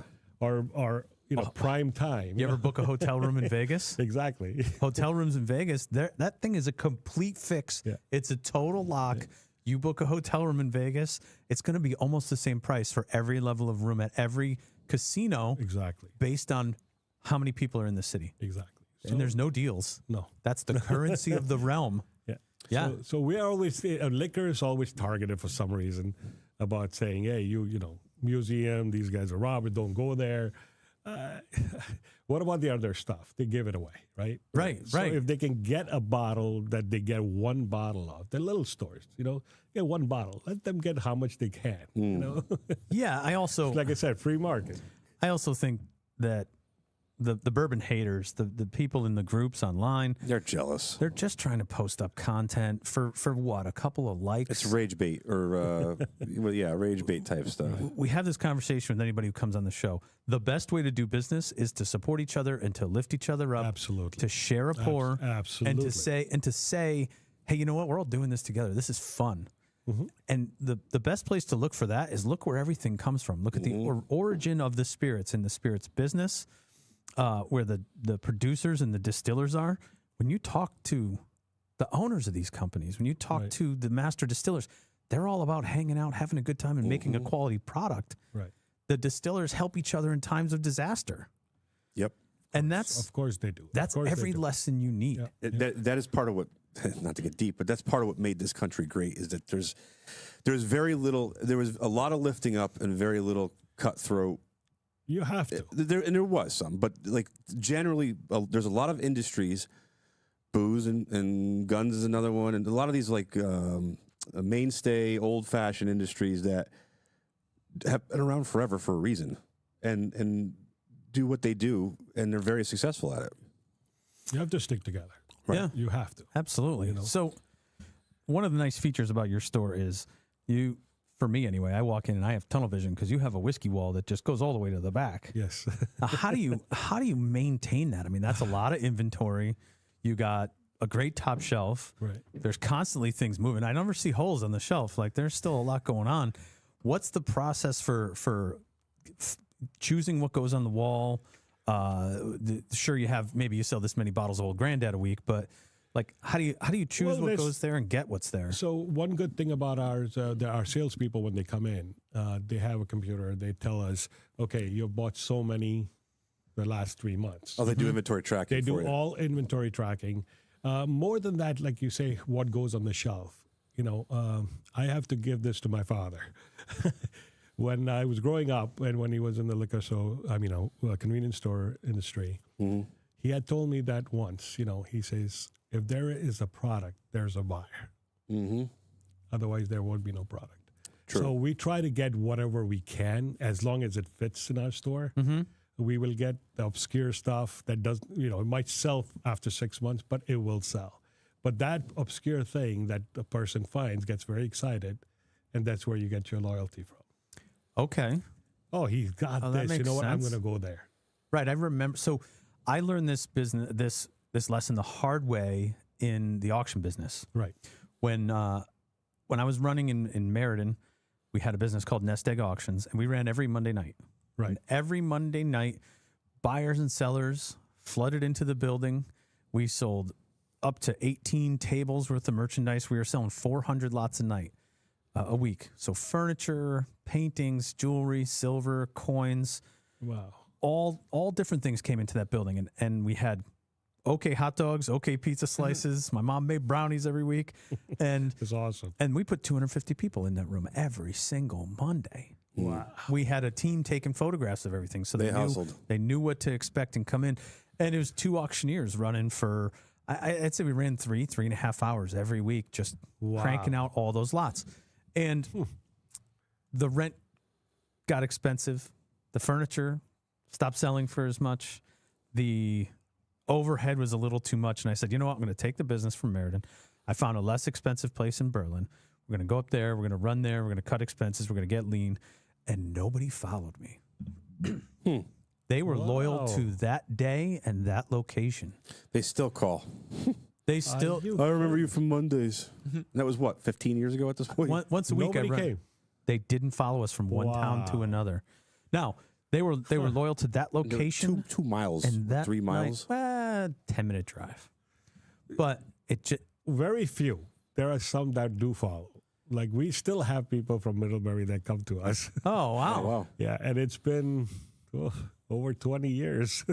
Well, that's because we're 3 or 4. Yeah, but they do come. that speaks to you and your family and how you've run your business. But I was shocked. I was like, wait, so our brand is no good here in this town, but it was okay in the other town? And That I'm very surprised. that might be the auction business Auction in general. business, yeah. That just might be. And that business, the general auction business, has changed a lot. And the few auctioneers in Connecticut who have maintained, their location and their day and sort of evolved and grown, they're doing great right now. Okay. But it didn't work out for us. So we decided to specialize. We went into firearms auction, went into the alcohol you auction. do well now. Yeah. Well, and Maybe it was a good thing you did, the other thing is when you have a building on the highway where there's 2 great big signs. Oh, my God. I'll never forget you. I'll never forget. I missed an exit once. Remember about a year ago? I passed it, and I'm like, there it is. And Yeah. I'm like, where is the exit? You can't pull off on the highway. If you miss this one, Then I had that's to tough. turn around and come back. We always joke about getting a private on-ramp, off-ramp. But That would be cool. Well, you could actually go over the grass, but yeah. No, don't try, because there's a Of your own axles, yeah. that's a joke, right? Don't do that. So somebody commented, one of our friends, Ryan, we should have split the tickets up throughout the whole auction, not just a whole block of them. Really? Well, we could do that next time. So one thing that we just sold in the auction was we have some dusty whiskey bottles here, Old Fitzgerald, 1990s Wild Turkey, and some 1950s Old Forester. And we wanted to share them with our customers. We weren't sure how to do it in a fair way. Right. So we just held the tasting, and you could buy tickets to the tasting, and we'll have food, and you can come down and try the dusty whiskey. But we sold them all in a block. I thought that would make appointment bidding, but maybe next time we'll put them every 10 lots or 20 lots. Or, Every 50 to 100 lots, do 2 or 3 tickets or something, I think is what would have been smart. okay. Well, it's the first time we did it. It worked out because they all sold. Thank They God. all sold $50 or more.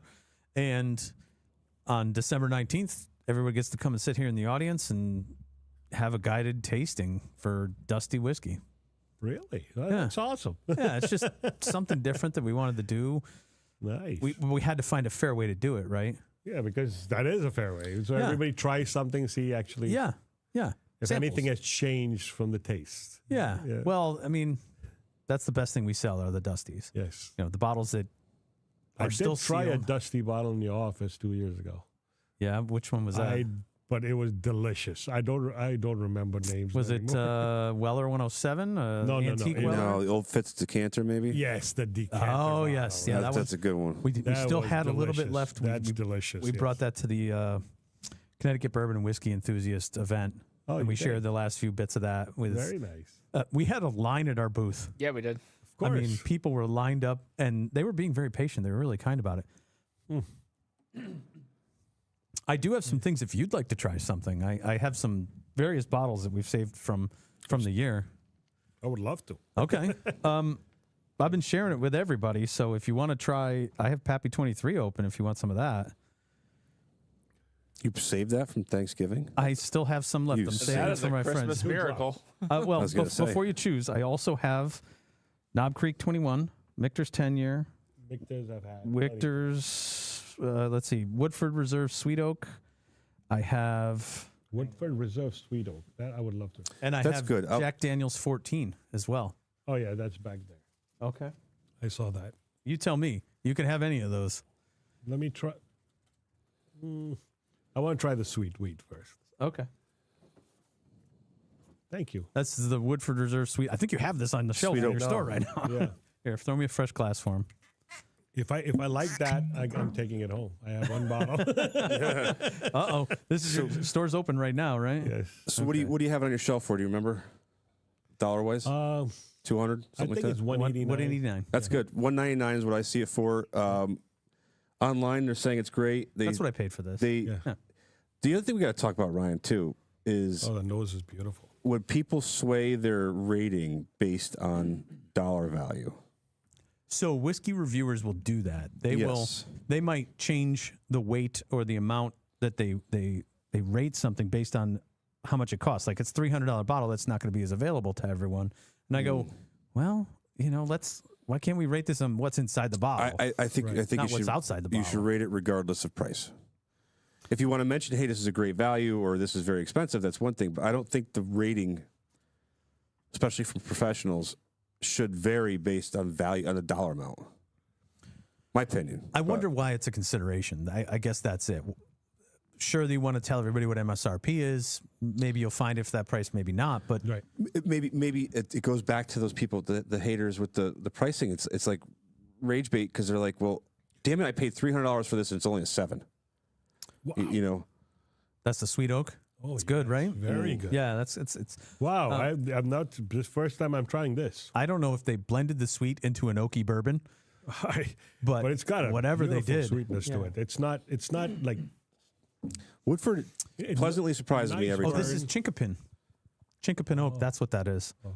So this is, I think, a tighter grain oak barrel. May I see that? Oh yeah, here, take a look at the bottle. Glenlivet is going off right now. We're in the G's. What lot number? $2.99. $2.99. So we're cruising right along here. We're Yeah, Hour and 20 minutes in. Scotches are doing a little bit better than they usually do. Scotch was dead over the summer, and it looks like it's Scotch coming is back. coming back. It is. Yeah. We are selling a lot more Scotch now. really Yes, it's now coming you back. sell what level Scotch do you see going out the most? Do you see mid-level stuff, high-level stuff? Usually mid-level, high level in the holiday times. Okay, You know, so $100 bottles usually, 80 to 100. around 80 to actually 70 to 100. Yeah, Okay, and then I'll try some of the. and then Woodford it'll with it. be upwards. I'll of take the 300. Jack 14 when you get a Jack chance. 14. Oh, this is beautiful. So let me ask you thank something. In your store, you have the wall of whiskey there, and you have everything from, bottom shelf or benchmark Yes, to good stuff. yes. What is the highest volume whiskey in your shop? What's the strictest? I think I know what the answer is going to be, but go ahead. Well, it's still Jack. Jack 7, Yeah, right? correct. Jack 7. It's Jack still, and Coke. Yeah. That's what people are Jack, making. Jack is still probably our biggest seller. Woodford. Oof, that's good. Yeah, Makers really is good. third, I think. The name brands. yeah. common Well, ones. Makers is one of those great stories of bourbon. The regular Makers, if I go to a bar, I'll pour. yeah. it. I don't buy it because I'm always looking for something kind of special, but it's rock solid, and they have international distribution like nobody has. Yes. You go on a cruise ship, they got Makers. Oh, yeah. You go to a resort in Mexico, they got Makers. It's Even in everywhere. India. Yeah. Oh A yeah. lot of makers. What's the biggest whiskey? I know India's got is a big industry. It's huge industry. Yeah. Yeah, and they're mostly single malts. But what's the popular Indian in India? What's the popular American whiskey or bourbon? Believe it or not, Buffalo Trace is getting pretty popular now. Yeah, Really? Yeah, Yes. All of a sudden, and it's funny, you can get Buffalo Trace there without a problem. right. Right. Bottles, cases, and cases. Yeah. So, again, free market. If they can get more money, ship it Yeah. outside. Same thing happens here. Well, shipping India- alcohol outside the country is also a lot easier than shipping it inside the country. Yeah. Yeah, We- taxes and stuff. We dipped our toe into shipping to India for the auction. Right. And I would be interested in exploring it further, but once I got across the general border, Really, there's a complicated system of It is. states with dry states. Yes. Dry How does- counties. But they're small states in India, right? Like the areas, the way they're divided up. Yes, it's not really small states. It's still 28, But the thing is that some, like Gujarat, is one of them that are dry states, even though everybody drinks there. Well, that's what I was. That's where I was going. So, But yeah, it is a dry state because Gandhi was from Gujarat, and that's why it's called they've always kept it dry. But when you go out from that state to the state line, there's lines. Those liquor stores are banging money. I mean, it's like unbelievable. Really? Yes. why wouldn't Lines you and go? lines Why and wouldn't you go there and open a liquor store then? if I go to, I'm from Bombay, right? So, Okay. and that's a drinking city. I'll bet. When are we going, Tom? Yeah, always. It's hot there. City. That's a hot, sweaty place. It's no. We're in the No? peninsula. It is hot during summer. Well, it's like Florida. It's like Florida. Yeah. Yes. What do you got, Izzy?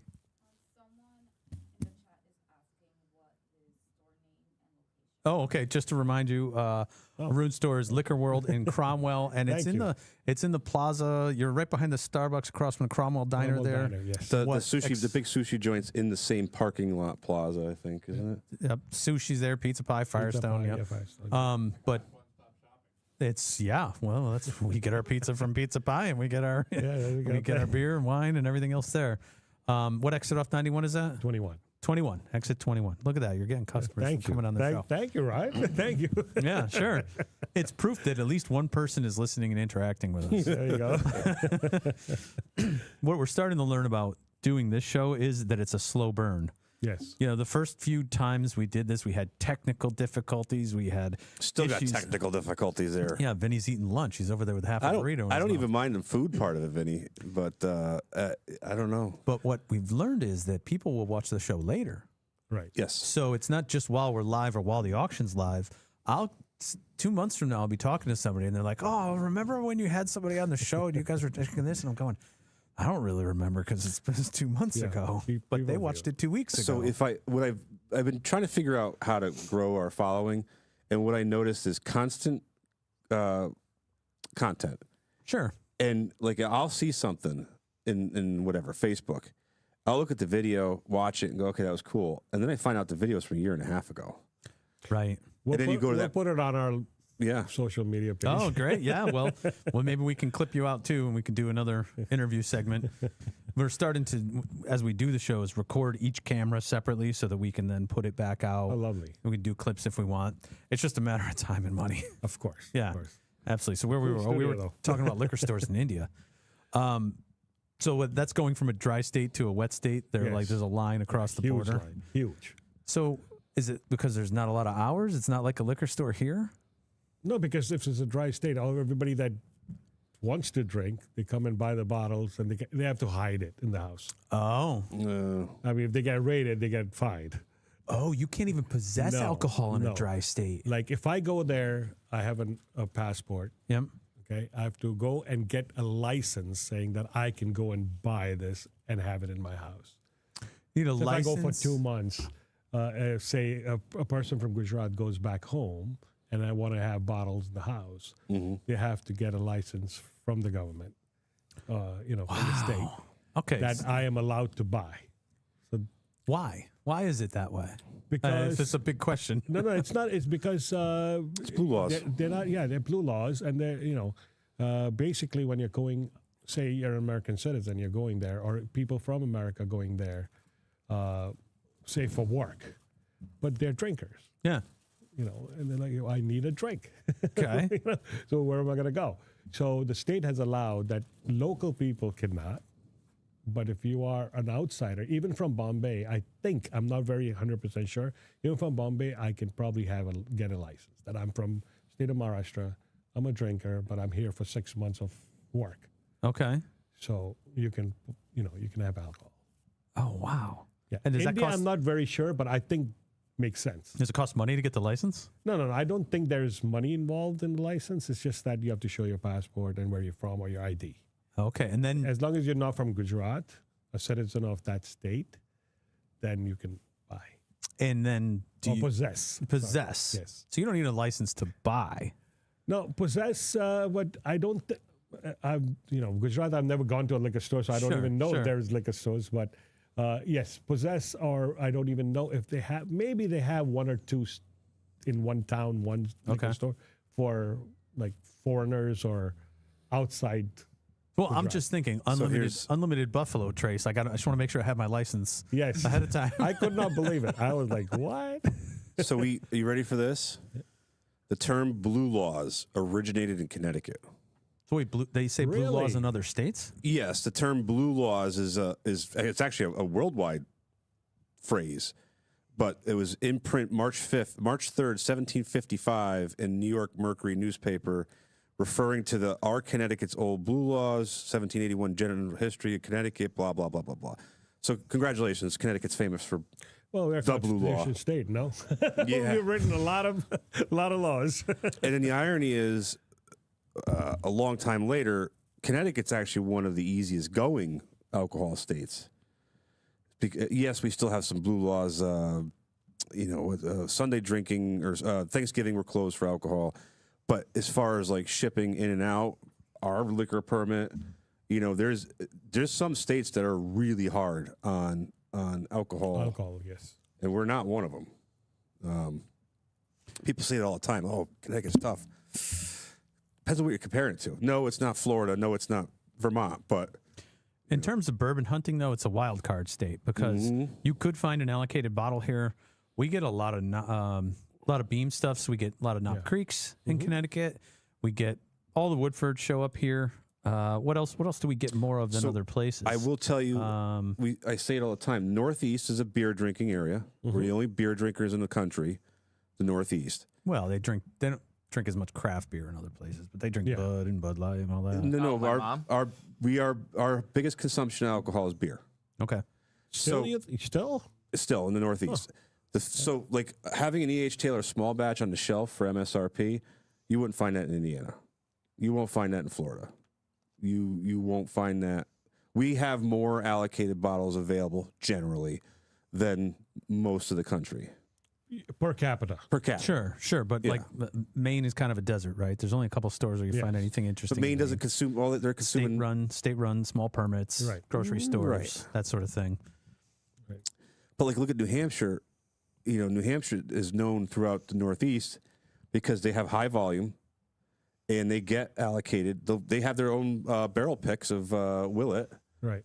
And they do the ghost drops. And they work for a state-run organization. They're one of the, in my opinion, one of the best because they operate like a traditional liquor store. They do barrel picks. They get competitive. They do lotteries. The prices are fair. They're kind of like Arun's pricing. They're a couple dollars more than MSRP for allocated, but not much. They destroy every neighboring state on handles, though. Yes. Some of them. Yeah. Like we're still like, for example, Grey Goose, we're cheaper than them. Yes, Really? Tito's, we might not be, but Grey Goose, yes, So- we're $10 cheaper than them. Yes. New Hampshire. Don't go to New Hampshire for your everyday stuff. You'll be surprised. You will be. They have deals Yes. Yeah. where the supplier has, say, Diageo has something, say Johnny Walker, for example. Okay. Right? They have to meet a number. So what they do is because they'll go to New Hampshire and say, hey, I can give it to you for $20 cheaper. Mm-hmm. Right, because it's their own distributor. They don't need. There's no middleman. There's no middleman. Right. Yeah. So, the state is making a ton of money. Oh yeah. Because Sure. there's only a 2-tier system. Correct. Or a 3-tier system. So the other thing I learned too, New Hampshire, on top of having no middleman, And no tax in New Hampshire. There's no sales tax and no they're- income tax. but right? their Prices are higher. but their prices are higher. Believe Right. me or not, they're Right. higher. Don't go get your handles of Tito's and Grey Goose and Jack. They're actually higher than Mass and Connecticut. Yeah. However- very, very true. Very true. They run sales too. Matter of fact, it was Thanksgiving several years ago. We had Thanksgiving and then we ran up to New Hampshire with the kids for Santa's Village or one of them.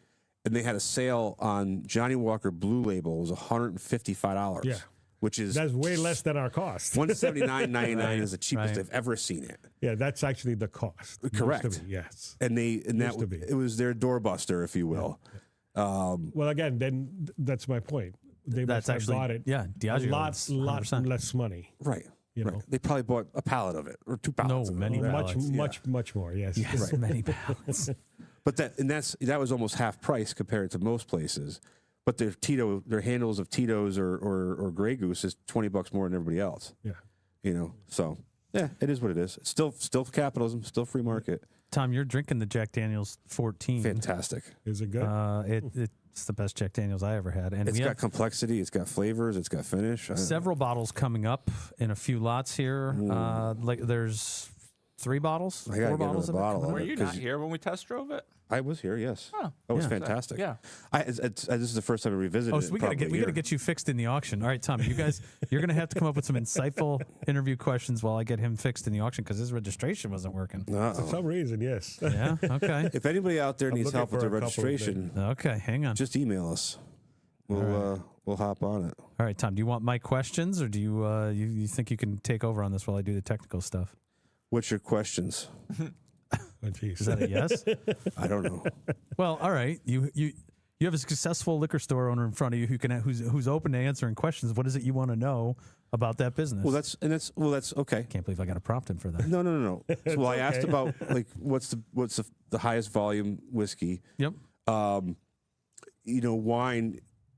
So you talk about margins. Wine always usually had the highest margin. Yes, margins. Yes, Yes. But the wine sales are kind of down. They're way down, aren't Yes, and you know, so it's kind of difficult times for us right now. You know, luckily we are okay. You know, thank God. But it's for smaller stores or less volume stores. So It's that's kind of tough because wine is where they were making the money, Right. and the wine sales are down. So you'll see a little bit of liquor prices going up because they have to make the Compensate, margins. yeah. You have to, you know, otherwise you'll be out of business. I knew wine was high margin just from business perspective because when you walk into a store, you got all your different liquors, and then there was 2 or 3 huge aisles of wine. Right. And you ask yourself, why are they keeping so much wine in inventory? Because they're getting, what, 25% margin on Right. it? 30%? So, and it's you not know? very high. Like people say No. high margin. They don't, you know, a lot of consumers don't understand what for them, it's like, oh, they're making probably 50, 60%. Yeah, no, 25 is the average, right. but counting everything, 18 to 19%. Yes. And to run a business is 12%. So you're not taking too much home. No. So you got to You got to have volume. all the employees, and you got to Yes. pay all the rent. Oh, You yeah. gotta do And you all got to be open at this time and that time. And people don't, it's funny. Either people are oblivious to margins, or they think everything's still like a triple net or 100% markup. And you're like, I don't know anything. Maybe jewelry is still 100, Oh, 200%. 300%, Yes, yeah. yes. But I don't know. Check your app. I I think I don't got know you. anything that today, other than paper goods from China, I don't know anything that's 100% markup, really. I mean, stuff from Walmart. That's about it. Well, okay. know? A good example is something like the gravel business. Okay, all the money, the rock is just on the ground, and you already labor. own the rocks, right? So your actual markup on rock or something that's easy to produce has everything to do with your overhead of the trucks and the moving of it and all that. Right. Right. So this is retail, but the margin in the competition, as you were saying in the state, is very different. Mm-hmm. Were you able to get in? Yes. All I right. bid on something. Oh, good. He heard that Jack Daniels was coming up. He's got a guy. Yeah. No, I don't have a guy. I don't sell these. Oh. I take them home. Oh, yeah. I would. So first of all, in But Connecticut, the one that I bid for is actually for my son. Oh, for see, New York that's City. nice. He's a big champagne guy. So you're very generous with your children. You're a good they're, dad. They're good. They're good kids. Yeah. They buy me a lot of stuff too. So that's something interesting. The people who work in your store are all so friendly and so nice. Thank you for saying that. That means a lot. Yeah, Siobhan's great. Siobhan, Kay's that's great. right. Okay, yeah, I mean, She's Irish. She's got the Irish accent. Oh, yeah. Yeah. oh yeah. So, what's the trick, right? How do these people come to you? How do you retain them? They've been there for years. They're happy to yes. be there. Thank God. Everybody's Yeah. a tenure in there. Yeah, Believe it or that's not. great. Just be a good human being and treat them the way you want to be treated. That's it. Well, that's the key element. We don't call them employees. They're not employees. They're family. No, well, I've they act always like it. They care yeah. about the store. Yeah, I consider them as family. We always kid around, like Kay's my little brother. You know? Yeah. Oh, he's an interesting guy. Yeah. He's very funny. He's a funny, very funny. From Tibet? No, actually from Nepal. Nepal. I'm sorry. Sorry. No offense. No, there's no offense taken. Come on, from Nepal, Nepal. beautiful country. But yeah, he's an interesting guy, and everybody's they remember you when you walk in the door. Let me ask you about the other side of that. Right. What are some of the wildest things that ever happened to you in this business? Like, because the other day I was looking for a specific beer, and I realized, oh, you've got the little beer cave, and I can walk in the back of the cooler. And I'm like, wait a second, I'm just walking in the cooler unattended by myself. I know there's a camera. I have cameras. I know there's a camera, but now I go, you think people just walk in there and start drinking them in the back? No, hope not. Don't give them ideas. You go to your place. Why is there empty cans in the back? I'm just asking, like, what's one of the wildest things that ever happened to you at the store? The wildest thing that happened, believe it or not, was in pandemic time. There was a gentleman. Oh no, it's a gentleman. No, sorry, Not a wrong gentleman. word. Not a gentleman. A guy, a dude. Yeah, Dude, I say Scott. Sorry, I don't know if I can say that. You can But, swear say whatever you want. Yeah. So he comes up with a Remy XO, puts it on the counter, comes up with another high end bottle, puts it on the counter, and Kay is there, right? Comes up, waits in line, comes up to the counter, grabs the bottle, and runs. It's like, why the heck do you put it on the counter? Just run. Yeah, why didn't you just grab it and go? So by the time, obviously we see them in the camera. We have the face, everything. Yeah. Kay runs behind him, gets the car number, everything, right? Mm-hmm. Obviously, it's a stolen car. Yeah. So we didn't get anything back, but that's crazy. Why put it on the counter? Why not just walk right out the door? We were all, even though I lost $400, I was laughing about it because it was like, so silly. But then, you know what? Then we actually filed it, and they went, and then after a year and a half, they caught him. Really? Yes. They still have the bottles? No. But guess what? He has paid me for it. Yeah, they force restitution when Yes. they finally get them. So we got him. It's how stupid are you? Eventually, you're gonna get caught. Yeah. you know? Well, I mean, I think That is probably the craziest thing. theft is a little geographic on that. If you have a walk-up store, it's probably going to happen more often. Yes. You know, if you have to, Oh yeah, stuff. We have a lot of cameras, even though, and then it's like 32 cameras. right, Believe it or right. not. Because in between there was a lot of theft. Now it's slowed down because we have like I think Kay has 7 eyes Yeah. or 8 Yeah. eyes. Yeah. That's crazy. It's like a Tesla. He's got a Well, everywhere. it was a little more obvious to me when I started bourbon hunting more often that you're in a neighborhood, you're in an area, and you hit one store and you're like, well, let me see where the next store is. I'm going to go look for a bottle at that place. And you drive up to it and you realize maybe this isn't a store that's going to have something. And you pull in and it's just a clerk behind a wall of plexiglass and the bottles aren't even out. Out, yes. Yeah. They got to get the bottles That's from behind inner the counter. cities, you'll see that a lot. But as a bourbon hunter, that's when I ask because they have them They sometimes. have them. They have them. That's when I go, hey, you got anything interesting back there? You know, I don't want to be pushy about like, give me some Blanton's, man. But Those inner city stores usually have something, but they're usually very, very high price. yeah, but it doesn't hurt to ask Well, you if know you're what? kind about it. Like I said, there's always buyers. So Yeah. for them, it's like it's not an everyday thing, anyways. So get whatever you can. All right, so I have a funny question for you then. Yeah. And then we'll get you moving for a little bit. We said we'd do like an hour, right? Yeah. All right. Why is it that when a liquor store has the word discount in their name, This is the ones that have the highest prices. there's never a discount? And I'm kind of stealing that joke from Jim Gaffigan's special, but I've been asking this question for years before his comedy came out. So I just want to know discount liquors, and there's no discounts. Discount according to the owner. So Yeah. in his mind, it's discounted. It's all marketing. It's marketing. It's discount. They have these two pricing: regular price, sale price. It's just marketing. It's marketing. So okay. So it looks like everything's on sale, but it's not. Yes. No. It's not. It's still on. See, the thing is, the markup is not that much. Yeah. So for us, like a 30, I'll give you a beer, right? 30 pack of beer.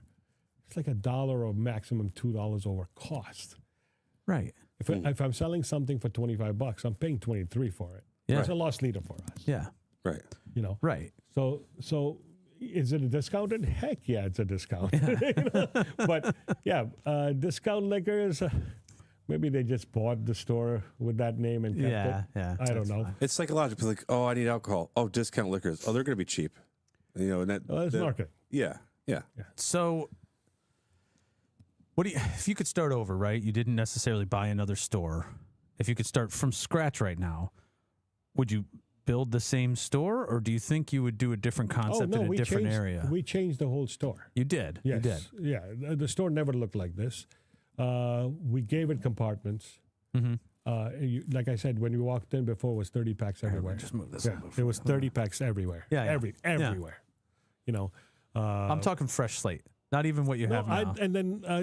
I have opened 3 fresh stores. Oh, okay. Like I told you. You know, I said that before that. I get 4 walls and we build. Where the coolers are. So I think experience. Yeah. Years of experience. What sells, what doesn't. What do you want to focus? What you don't want to focus on. So yes, it's not an easy task. No. It's just experience will do it. The first store that I opened on my own was the Granby one. Okay. It was fresh. It was a video store. You went from video store to liquor store. Yeah. That's pretty cool. In what year? VHS video store. Nice. What's the question, Ezzy? Why does Liquor World not sell online? Oh, why don't you sell online? That's interesting. We don't.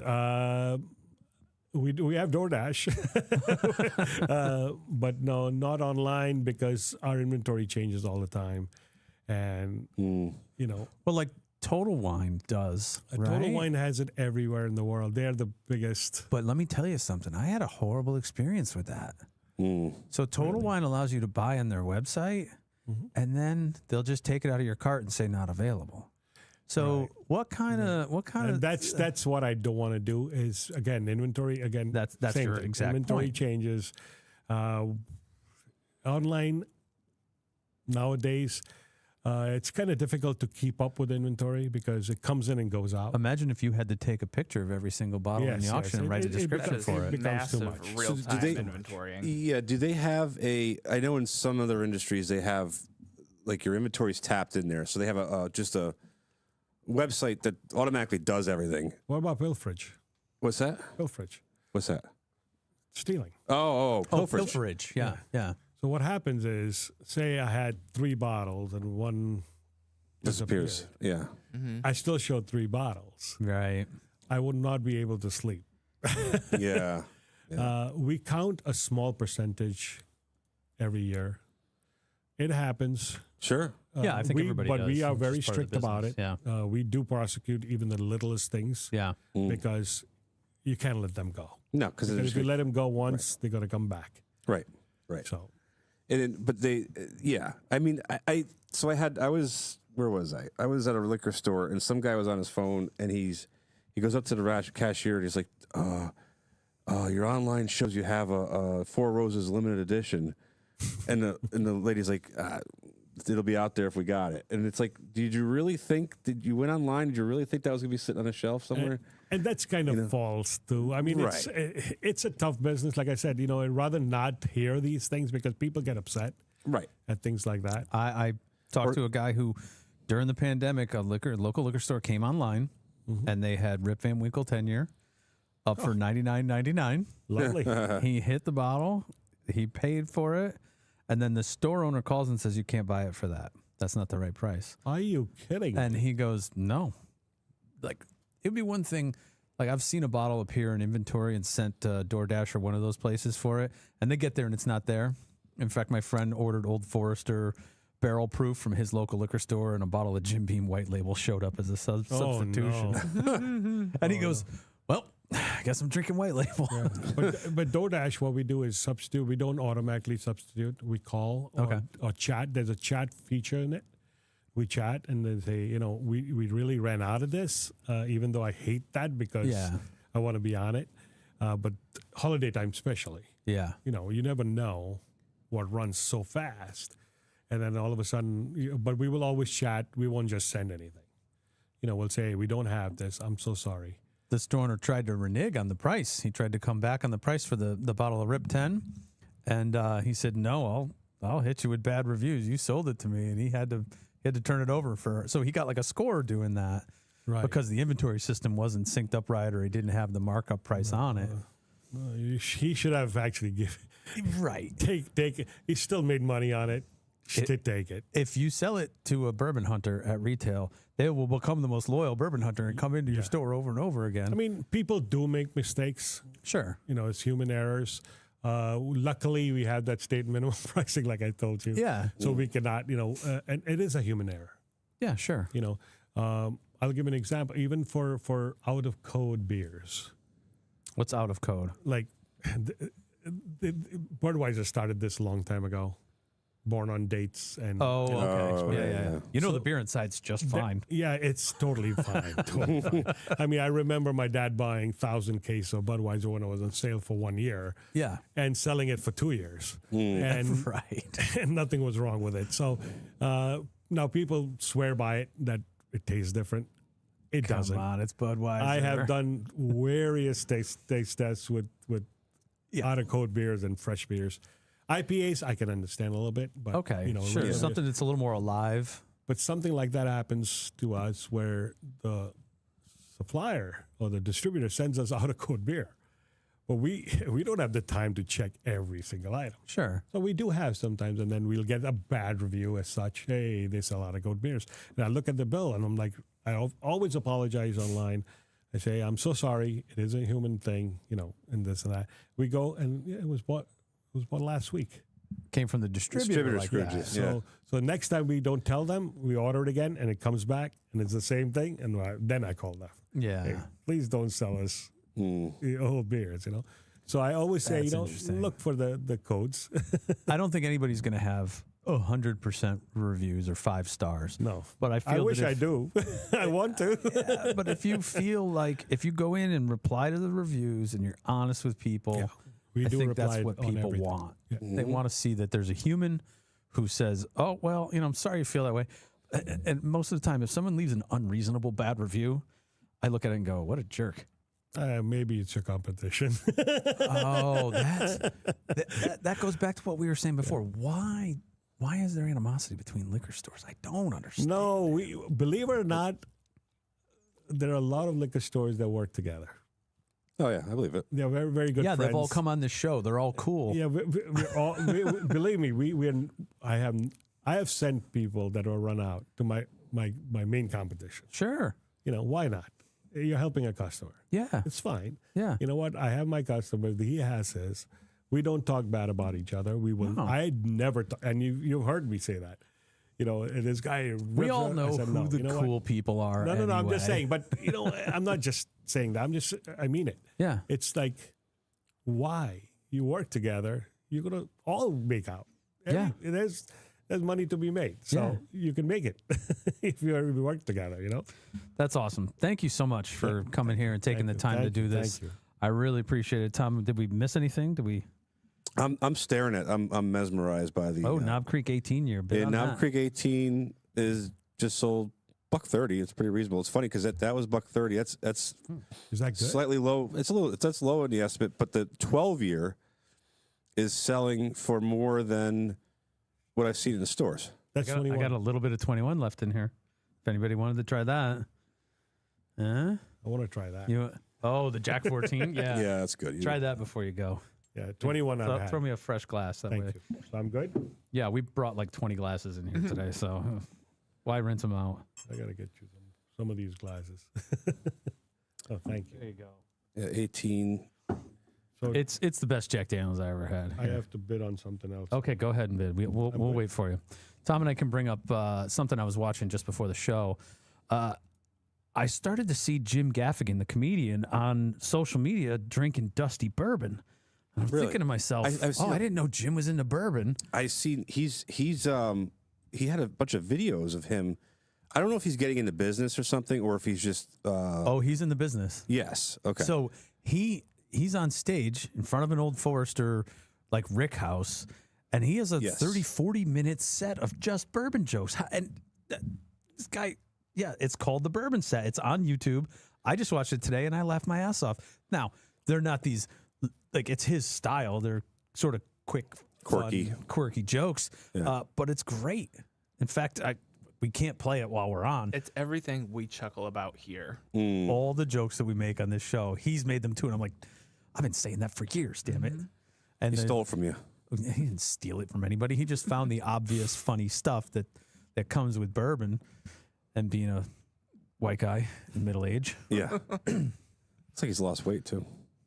Yeah, he looks great. He sounds great. And he's in the business. So his bourbon is called Father Time. Okay.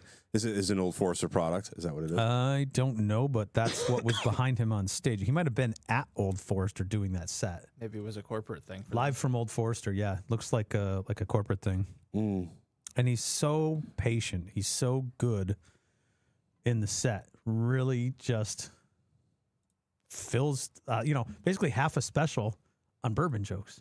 Right. When I went to see him, I saw him at Foxwoods. He did 45 minutes on horse jokes, just general horse jokes, and I was rolling. It was great. He's got a fast and good style, and he can really produce. Looks like you can order 2 different bourbons from him. Doesn't really say where it's from or who distills it, but I have to imagine that it's from Old Forester, right? I'm digging Father Time bourbon. Who's behind Father Time? That's what I'm looking for. Mother Nature. It says Jim Gaffigan and his college buddy, filmmaker Stu Pollard. Okay. Yeah, the question is who's distilling Well, it. this is always the question I have about celebrity alcohols. Who's actually making it? Is it any good? And it looks like I can only buy it through this website. So I doubt we can go It's to Liquor Bardstown. World and order a bottle of this because... What's the name? It's bottled in Bardstown, so that narrows it down a little bit. Okay, distilled in Kentucky, bottled by Father Time Bourbon LLC in Bardstown, Kentucky. So that narrows it down. Frequently asked questions. There you go. Who are you, man? It's called Father Time. It's Father Time. I can look it up. one word, Father Time, Kentucky. What do you get your app? You can look up and see if we can get it. That's the trick. I get so nervous because I've had so many mid or not good celebrity endorsed alcohol products. I mean, Long Branch, which is wild turkey, and it's Can't. yeah. Oh, you can't get it? I can't get it. No. No, I don't. I think it's only available on this website. Yeah, maybe it's direct distribute only. Oh, it sounds like it's pretty limited too. Well, at least that's what they're making And it it's sound. showing sold out. So, if only there was an auction somewhere where someone could consign such a bottle for us to buy. Mm-hmm. So there it is, the call out for Jim Gaffigan's bourbon. I'd rather just try it and share it with people and see if it's any good. I know. I'm Father Time. I'll look at it. fourth and long. So he's on his 4th batch or 4th. Hit the order button on that. Yeah. Order 4th and long. $150. Pre-sale. Pre-sales. That means it's probably still in the barrels. So there's Percolating. Empty Nester, which is cast strength, All right. How much is the cast strength one? 200. 200. So you're going to drop 250 on. Oh, Jim Gaffigan signed it too. That's nice. 150 for regular, 200 for cast strength. Distilled in Bardstown, and that's all we know. I'm going to read his long thing here. Okay. Let's see how many. Distillery directory just from Bardstown. Let's see who we got there.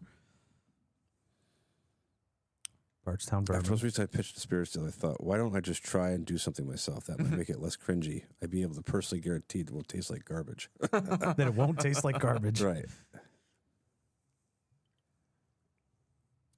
mean, it's probably Bardstown, right? They have a lot of whiskey up. Well, what distilleries are in Bardstown? Well, a lot of them. Right. Barton, Bardstown, Heaven Hill, Beam. Nope, Beam's in Claremont. Willett, Lux Row, Preservation. Heaven Hill. Yeah, so it could be any of these. My guess is it's 1792 because they closed their, Barton. They closed off the visitor center, and they're not doing that anymore. I think they're definitely doing contract. I mean, who isn't? And they probably have some barrels up. Well, Bardstown, when we were there, wasn't most of their stuff contract. Yeah, I think they did a bunch of contract, but they have their own as well. Right. So it's one of those. Yeah, Bardstown's there's a lot of stuff. I think Heaven Hill has demand for everything they're producing, so I don't know that they. You never know though, right? He would have had to put it up a long time ago to make it old enough to sell now. Are you bidding on stuff? Yes, he is. How's Something the Jack? for my cellar. How's the Jack 14? What's the proof, man? This is high proof. Yes. This is 126. Nice burn. Beautiful burn. But not like, No, it's the good Kentucky hug. Lefroy 25 This is Tennessee year. hug. It's good. Yeah. Little Book Chapter God, I 4. should have kept it.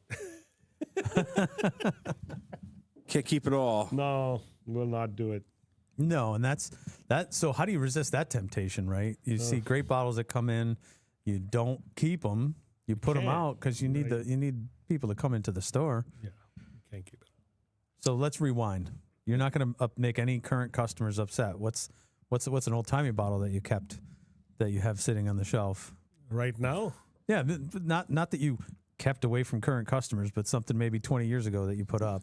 Oh, 23s, all the Pappies. Pappy 23s, yeah. All of them. Okay. All the Pappies. Starting in 96? I wish. Yeah.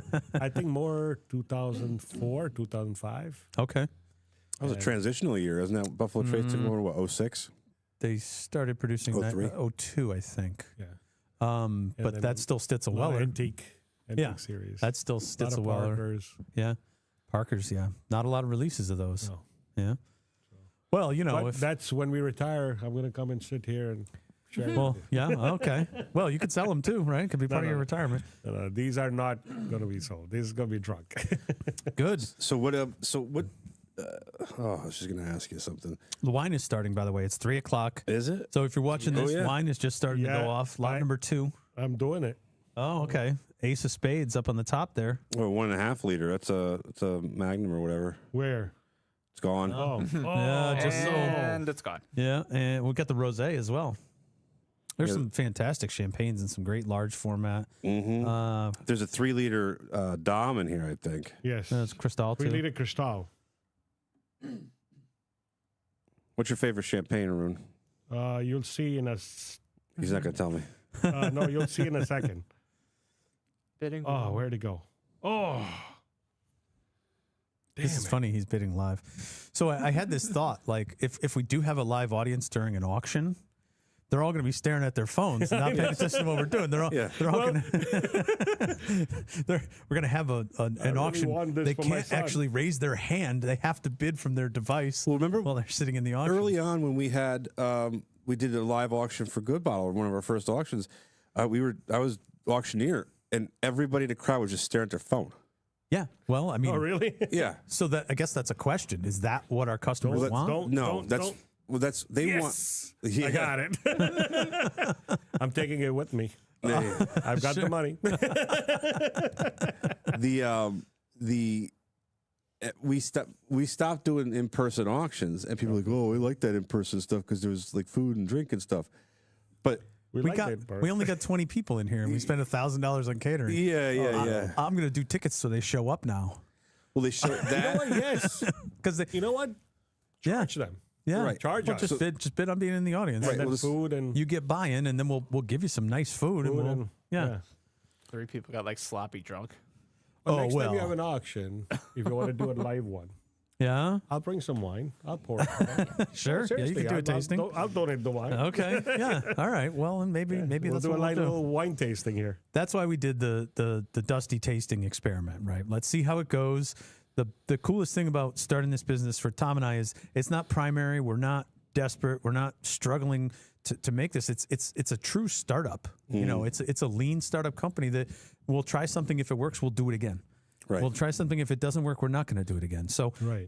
we sent enough emails and told enough people to come to our event. We put out all this food, and we had to call our friends. Right. Thank God I have like 3. None of my friends showed up. Oh, he has 50, no? Yeah. so I and here's the other thing. It's crowdsourced. So if somebody wants something, send us a message. Drop it in the comments. Send us an email. Like, what do you want? Do you want community? Then we'll do it. We went to the whiskey tasting events. We went to and we'll do it again. We're going to be at Mohegan Sun Wine Fest, which is just a blast of a time. I mean, that's a lot of fun. We don't get to drink while we're in the booth, but watching everybody else have fun is certainly an interesting thing. And they all want free stuff, free swag. You make a lot of They friends. pay, the ticket for that event is expensive, isn't it? That's a steep ticket. I think It they're- is, you but get a for lot. what you get. You yeah. get a lot, You get a lot. which is good.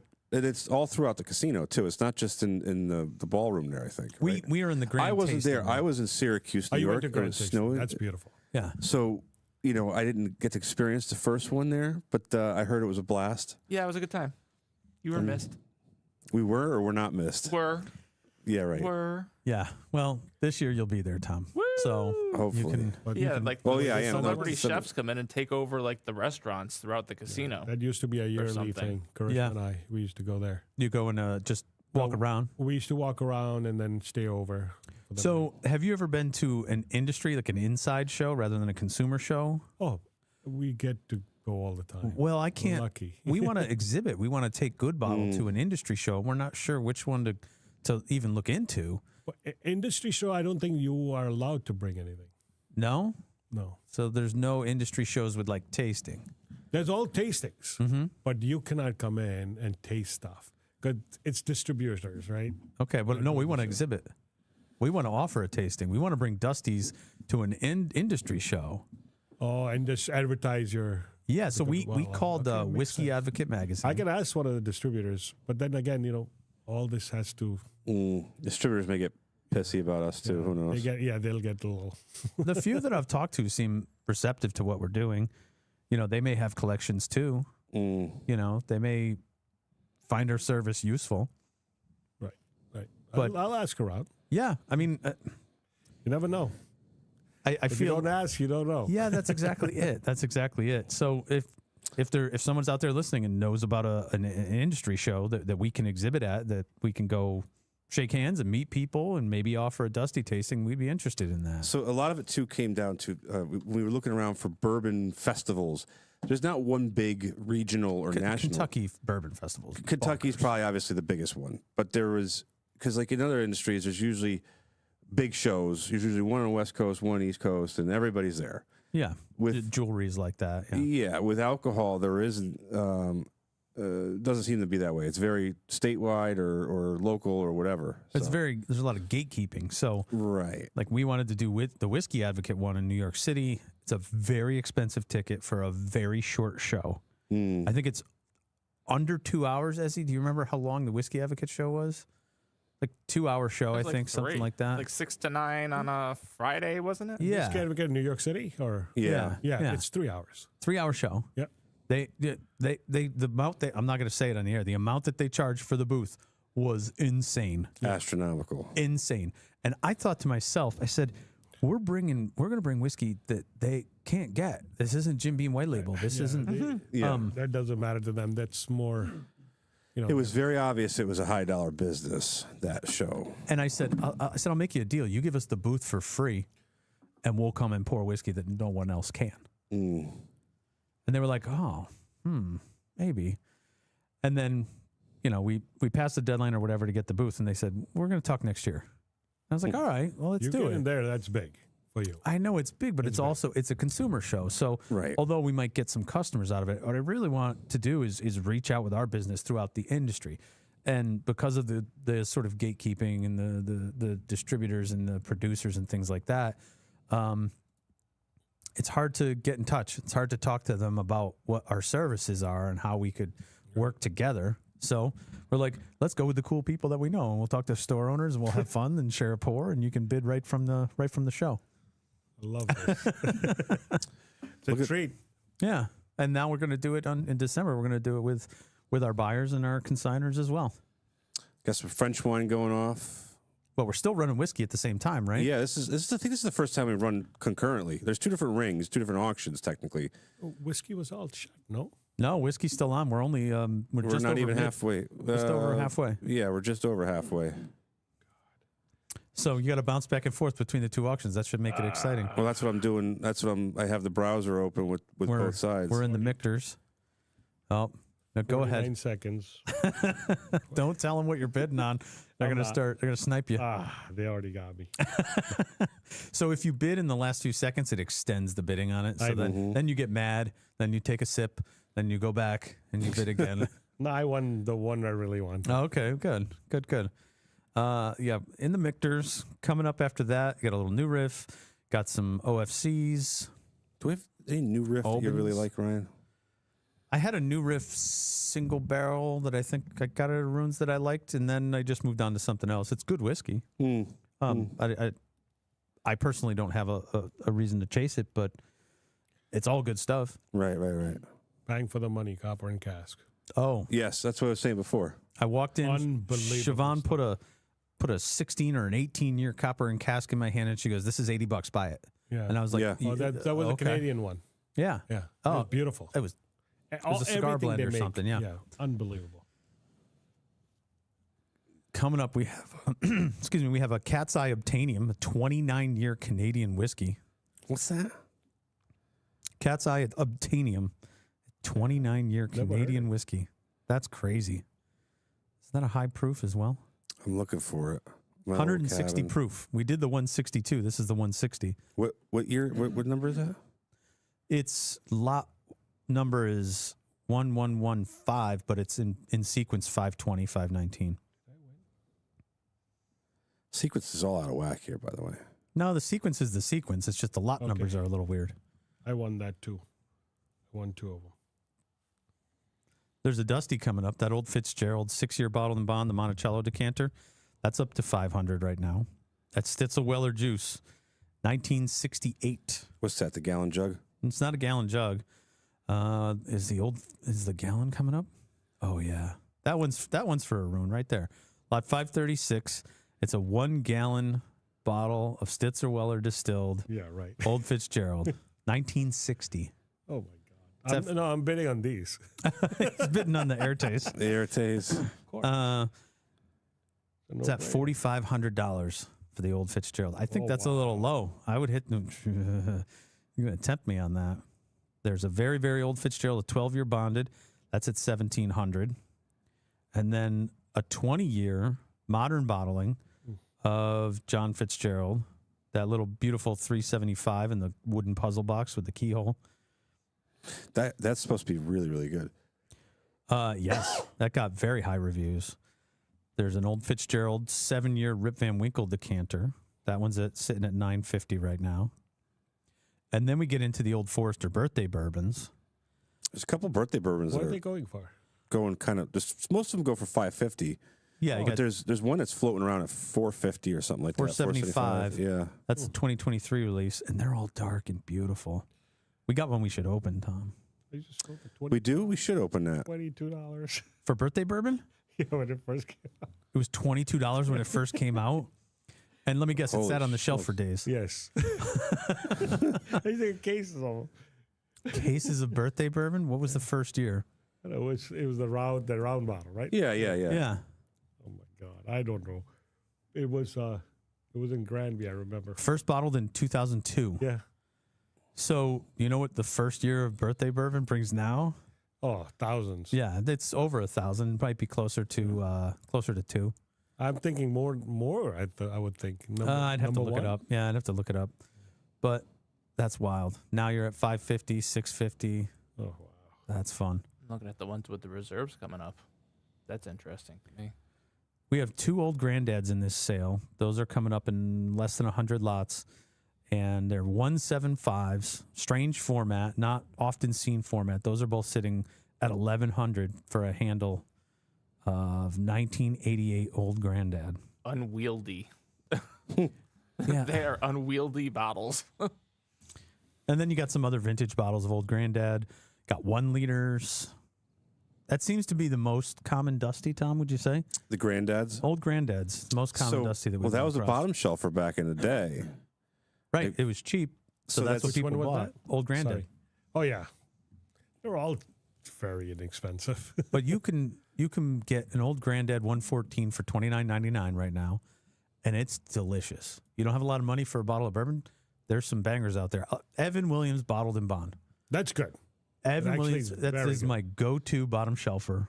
I thought you liked White to have a label. Hill bottle and bond. Heaven Hill Bottled in Bond is mid-shelf. It's Right? definitely mid-shelf. It's yeah. mid-shelf. It's $50 for $7.50, but you can get a handle of Evan Williams Bottled in Bond for $32. The Evan Williams 8 or 9 year old one, or 6 year, the single barrel product they got there. That one's always a good mystery. Yeah, usually $36 to $40 for that. Yep. And I've had some really delicious single barrels from Evan Williams. And Right. to me, it tastes like a totally different product than the Evan Williams Bottled in Bond. Mm. I feel like there's just more sweetness and nuance and mouthfeel. It's different. And there was a rumor that wasn't going to be distributed anymore. I think they were going to go distillery only release, and then it came back again this year, and I found it everywhere. So one of my that's- favorites. Maybe it was a tariff issue or something with Canada or export import thing. Yeah, exactly. Yeah, the Airtate decanters. See, you got a deal. You got a deal in the auction. That's what the auction's for. Now you know it's completely transparent. 10 times less. Yeah, exactly. I wanted to buy the whole thing, but no. Those Airtate decanters are beautiful. Yeah. And then actually in around 100-ish lots, we're going to get into the Pappies. We got 23s. We got 20 year. What's ending here? I think the Rip Van Winkles come after the P's because you got Parker's Heritage in the sale. Got malt whiskey. Let's see what Parker else. bring a lot? Parker's Heritage is all release specific. Mm. So there are certain bottles of Parker's Heritage that are $2,000, Oh. and then there's some that are $400 or $500. But Or $200. I think that would be a tough one to collect them all, huh? Just a lot of them. They do, yeah, quite a bit.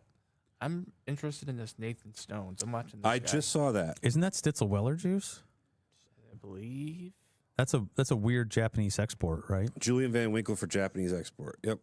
Okay, so that's a Van Winkle. Reverse import. I'm not sure if it's Reverse Stitzel export. Weller. It could have been sourced, but it is a Van Winkle product. Select and bottled by Nathan Stone Distillery, Lawrenceburg, Kentucky, intended for Japanese market. This is something I'll probably repeat on many shows in the future, but in Kentucky, there are only so many stills or distilleries. And when they're making E.H. Taylor, they walk into the still room and they hang a sign that says E.H. Taylor Distillery. When they're done distilling that for the day, they then switch it, and now it's the Buffalo Trace Distillery or the Blanton's Distillery. Right. So Nathan Stone Distillery could have just been a tile that they hung on the wall that day. Right. So it's made on those stills. It's got someone's mash bill in it. Right. And then it goes and gets aged anywhere.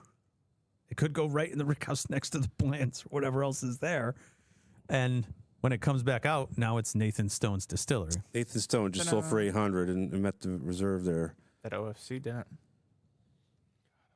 OFC is a tough one, right? Tough bottle to find. O.P. Anderson Gamal Fin Aquavit vintage bottle. Oh, Aqua. We have some cocktail oddities that appear. Yep. I want to keep putting those in. I think eventually the very narrow field of vintage cocktails will find us. It's Those are honestly the most interesting to catalog. Well, anything dusty, really. right, because there's some of the things we sell we don't have records on or have research for. Nope. So we catalog what we see and we put it in the auction. Sometimes we are the research. Yes, this is true. I do wonder what the old limestone mixing water is going to sell for. I forgot about that. We have 2 bottles of water in the auction, and they're each at $10. I So- made I think Sean was cataloging those. Said be sure to put 0% alcohol by volume. So it's just water to put in your bourbon. It surely is. Wow. Rip Van Winkle's flying a little low, guys. Get in on those $5.50 each. 10? What? 10 year. Yep. Wow, they're really going down. Listen, you can get them right now. No. All Hey, I right. don't sell bottles that are. You can't. No, I won't. Yeah. All right.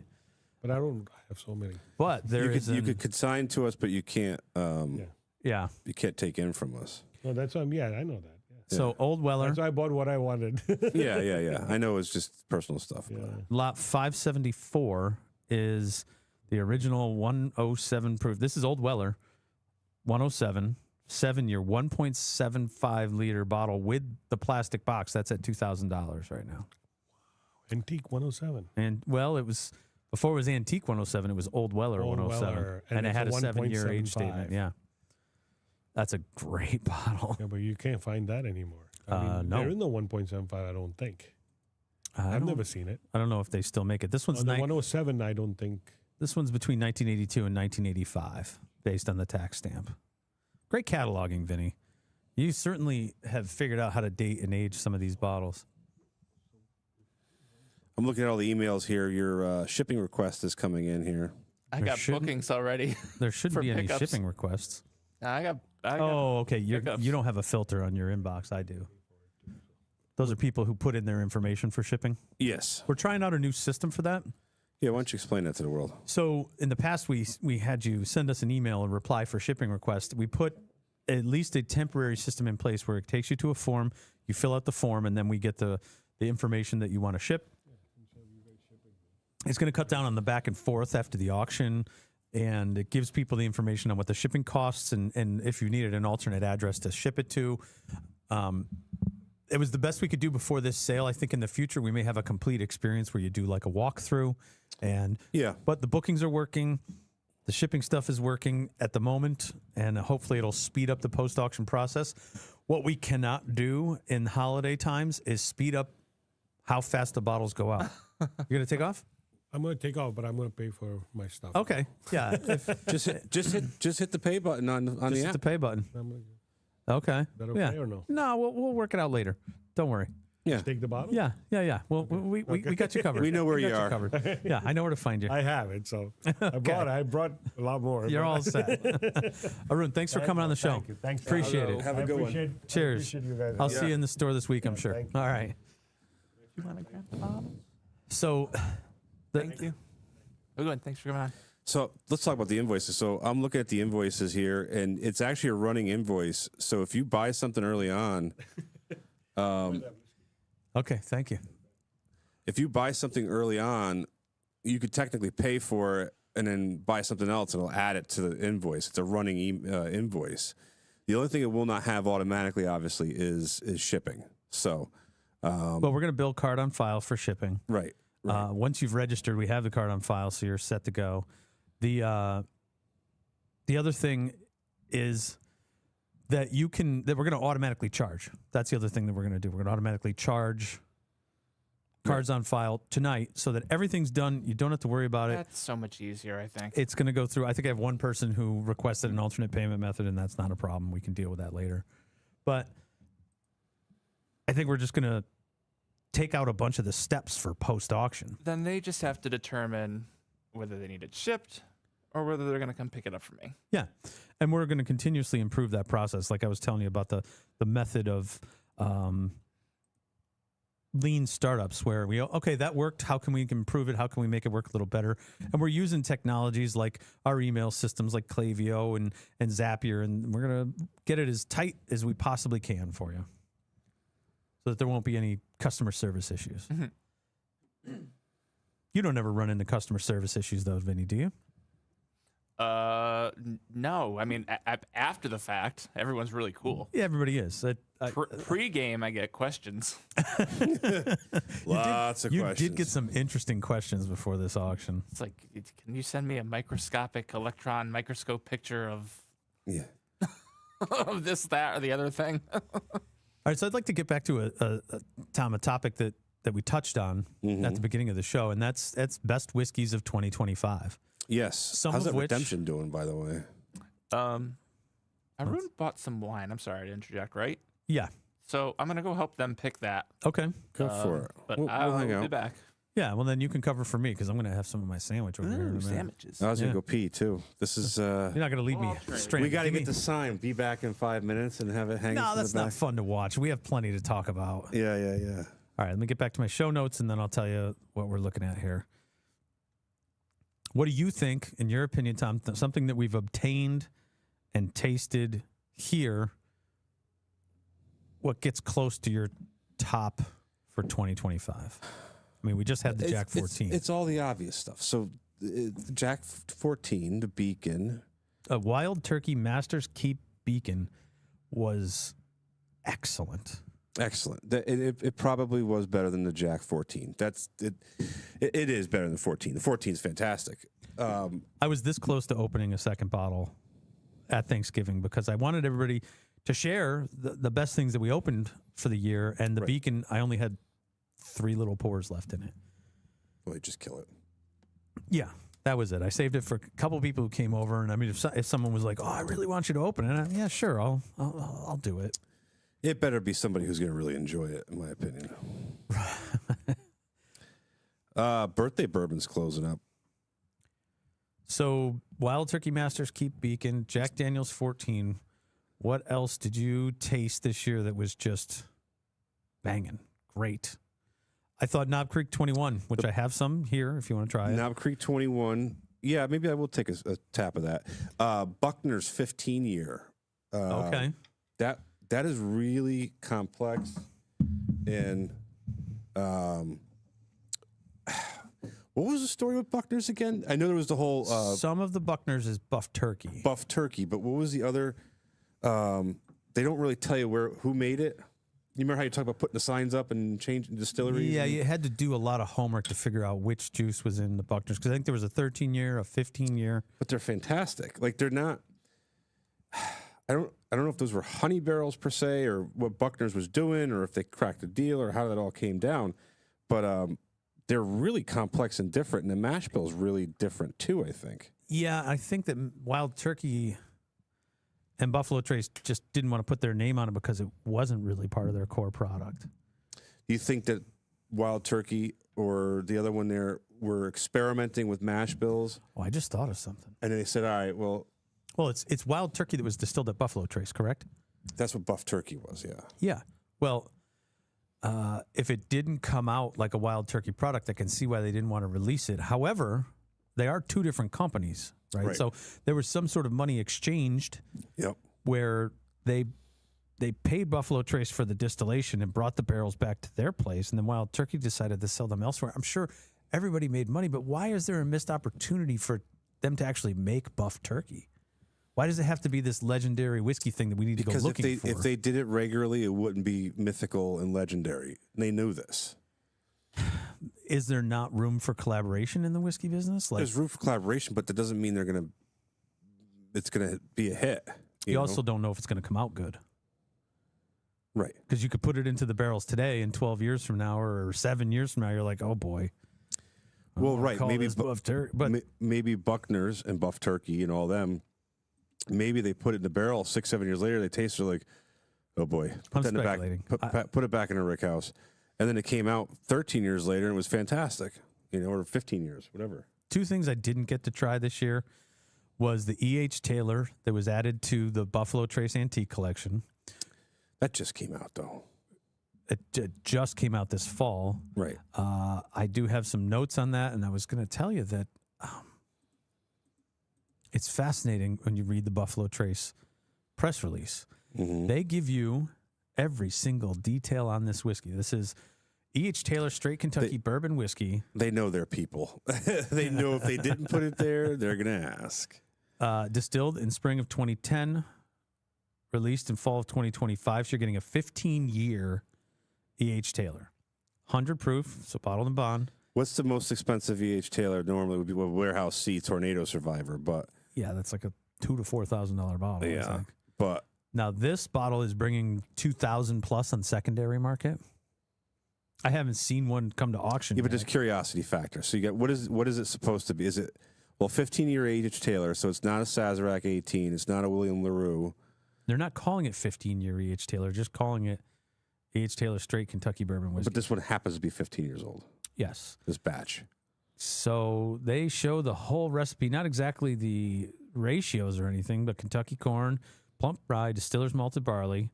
Then they tell you the milling screen they use, the cook temperature, the water, the fermentation tank, the mash, double distill, beer still and doubler. It comes off the still at 140, and it goes into the barrel at 125.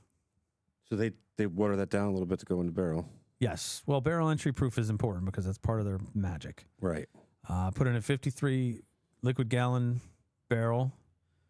And then they even show you the warehouses. Warehouses K, L, P, N, U, I, and C. And they tell you the floors. That's fascinating. And then this is the one that got me. They actually reported the evaporation lost. So of 53 liquid gallons, only 38% was left in these barrels. That sounds like so much. 62% evaporation lost. The Angels are getting drunk up there. They're taking quite a bit. So 15-year, 4-month, and then they go down the tasting comments. Warm vanilla, seasoned oak, charred undertones, drizzle of maple sweetness. Drizzle of maple sweetness. Baking spices on the tongue, layered with gentle wood notes, lingering and smooth finish, oak and vanilla into soft caramel and final touch. That's everything I would expect from an E.H. Taylor. Right. Well, this E.H. Taylor sitting in front of me is beautiful. Honey, the whole 9 yards. It's got a funny honey note that I never got from an E.H. Taylor before. Correct. It was a surprise, different tasting note. So that piece of oak that they used to build that barrel was sitting somewhere weird, in a good way, or something was dripping on it in a rick house, and yeah, it caught it. So I watched the secondary prices on some of these whiskeys, and that's what I wanted to bring this back around to, was that two strange things we saw happen. Beacon comes out, Wild Turkey Master's Keep Beacon comes out at a $2.99 retail price. It was almost like a ghost drop. Like we found out 2 weeks too late when it came in. They had 2 drops. In Connecticut they did. Yep. And we were able to kind of get a few bottles on the second drop. I had to buy some on the secondary market, and I hoarded them and watched the price continue climbing. Yeah. You're looking at $500 plus for a bottle of Master's Beacon. Keep Beacon. Yep. Next to it, Russell's Reserve 15 takes off. And I can't figure 13? out why. 15. So Russell's Reserve 15 year was a 2024 release. Came out. I got it in the summer. And it was a 1 year only release. That comes out and hits shelves, and it's awesome. I love it. They're totally different, but equally good comparing that with Beacon. Right. And then we watch all the Russell's Reserve 15 starts coming on the secondary hard. Yeah. What happened there? Guys were cashing in. I don't know if there was a big review by somebody. Was it somebody on YouTube? I Googled it. I went through a bunch of the common reviewers. I looked through Reddit. I think you put a lot of faith in reviewers. Certain ones who I agree with, yeah. You put a lot of faith in reviewers bumping bottles. I think people drink it and say, this is absolutely freaking awesome. And they tell all their friends. And next thing you know, it catches it goes viral. It goes viral in your mouth. So, That goes viral in your mouth. And people talk and they're like, I gotta get it. I gotta get it. And then your friends you and another friend are talking about it at an event, and your other friend there who's got money says, oh man, I gotta buy one of those. They go online and pay whatever for it. And that's how you see the market go up and down. But this is something that you and I talk about frequently, which is what are the investment bottles? Old Taylor's 6-year bourbon, speaking of investment, 1.75 liter, ending now in 5 seconds, $700. That's a Dusty, a 6-year Dusty, and a 1.75. Very nice. I like that bottle. And anyways, sorry to cut you off. No, that's fine. Newsflash. Trying to predict that, trying to time out which ones are going to be that good at the same time as trying them is hard. Yep. Because sometimes you can only get one bottle. Right. And I'm guessing we're kind of coming to the theory of that with Russell's Reserve 15, which was many people's whiskey of the year for 2024. It was in the top 10s all over the place. Let me see if they talk about ongoing release, because I think everybody's under the impression. I love these retail prices online. Everybody's talking about saying it was limited and it's never going to see it again, blah, blah, blah. What, 15? Yeah. Russell's Reserve 15? Yeah, that's it. Well, because I thought you originally told me, oh, for heaven and hell, the age gate thing. Come on. Oh yeah, you got a blurry website because you didn't put in your age. Yeah, but You have a pop-up blocker on. no. I hate age gates. You're not stopping anybody. What are you stopping? A 12-year-old from getting in there? Really? He's just gonna put a bogus thing in there. Tom's just looking at blurry web pages. It's like porn in the 90s. The chip, the lines. There it is. Here you go. Sure, I'll give you my date of birth. January 1st, 1928. I'm 100 and something years old. Will it let you in, or will it say you're dead? I'll just put 2000. There you go. Oh boy, you really saved America by putting an age gate on there. So you're on the Russell's Reserve website. I'm on in Russell's Reserve. Our bourbon. See, they don't show 15 year anywhere in their lineups. I told you it was only coming out one time. They have. There's a limited release. There it is. Yeah. So 13. Our limited releases are crafted some of our oldest and most versatile.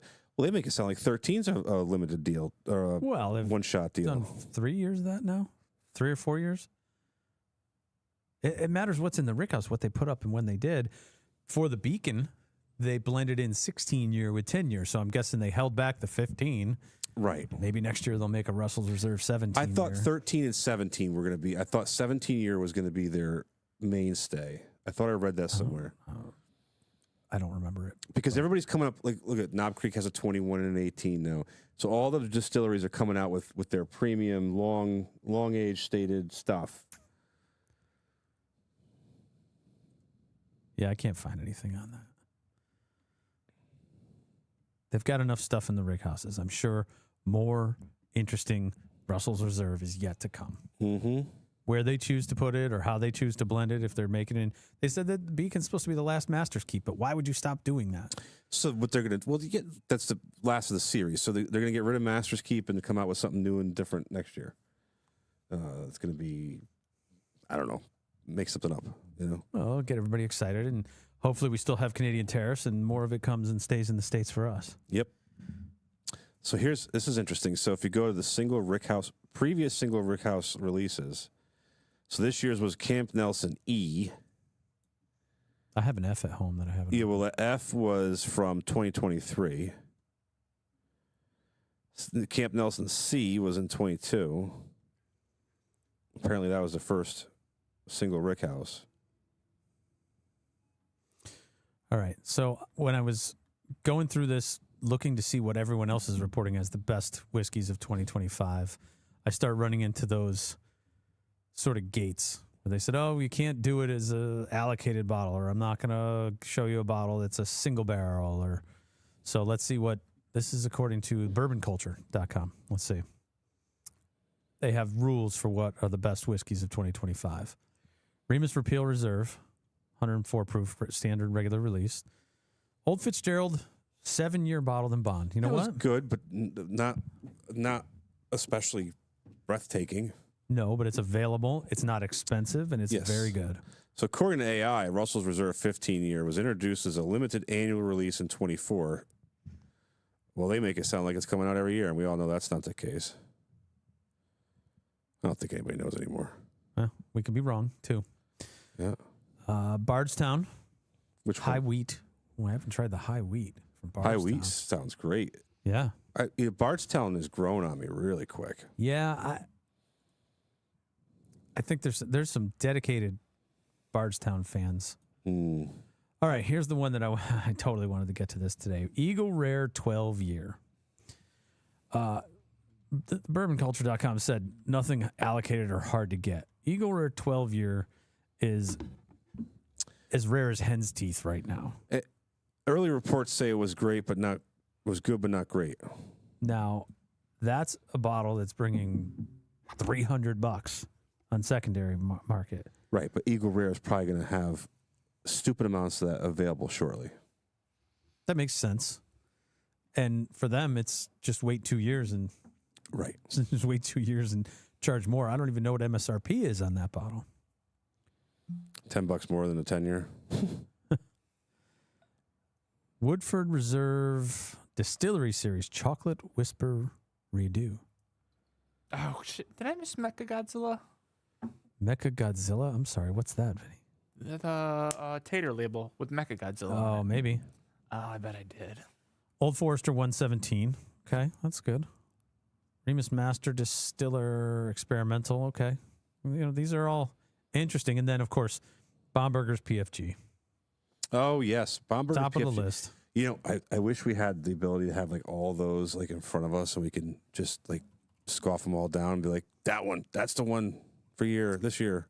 I'm not as detailed with my tasting and my tasting notes. I don't write down notes and figure out so that I can compare them later and try and remember.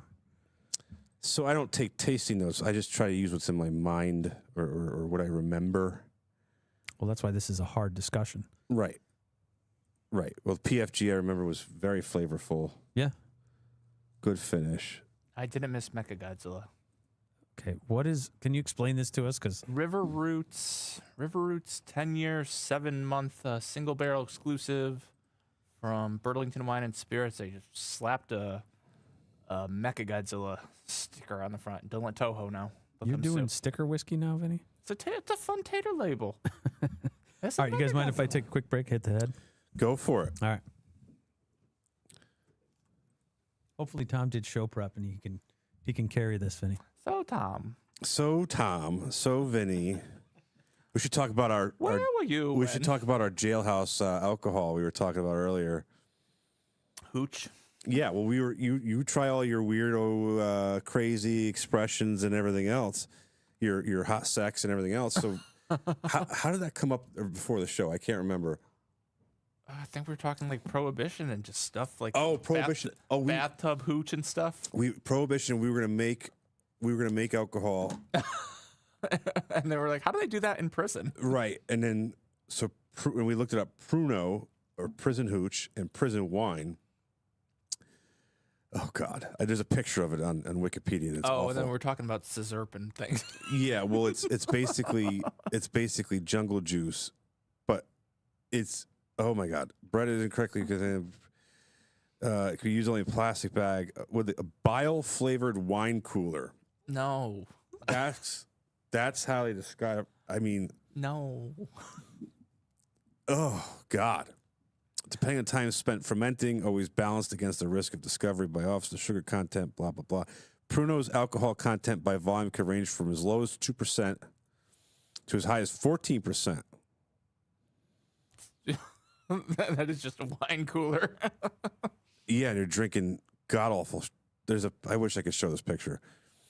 Bile is not a tasting note I would put on anything, though. Typically, the fermenting mass of the fruit, called the motor or the kicker in U.S. prisons, is retained. There's a whole science here with distillation. That's how they did it during the Prohibition. No, Prohibition, they had bathtub gin or bathtub. There is a science to it. Yeah, but they didn't. In prison, you don't have resources or ingredients, so they're literally using fruit and anything that'll ferment. But I wonder how bathtub gin.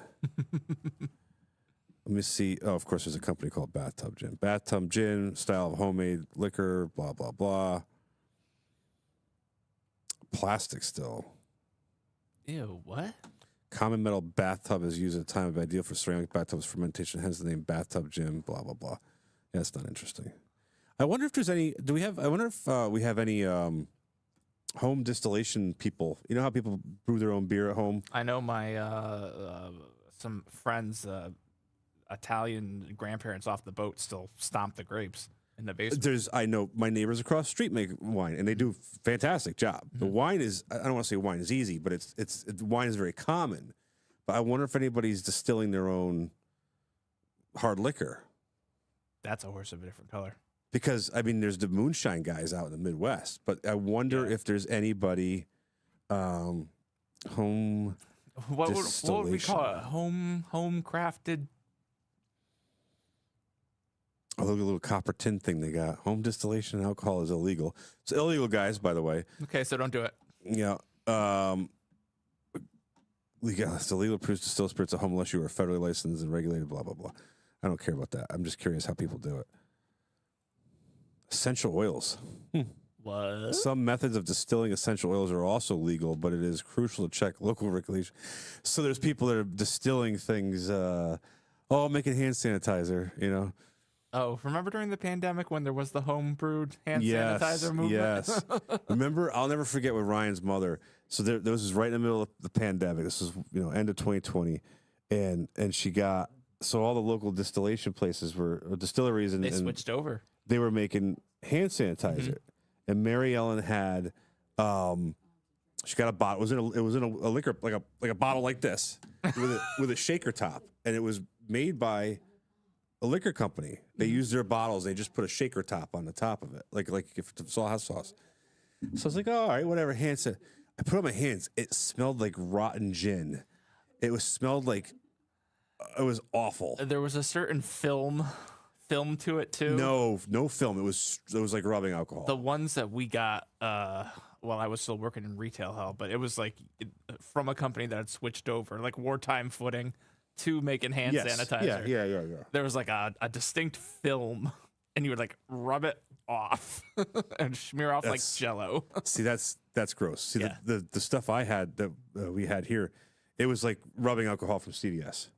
Like it just went and it just like it just disappeared from your hands, evaporated. It was alcohol, water, and that was it. And the COVID, it's gone. Yeah.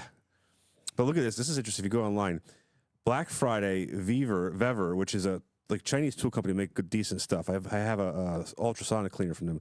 Alcohol still 13.2 gallons capacity. Stainless steel whiskey distilling kit with built-in thermometer. Do-it-yourself alcohol. $120 from Home Depot.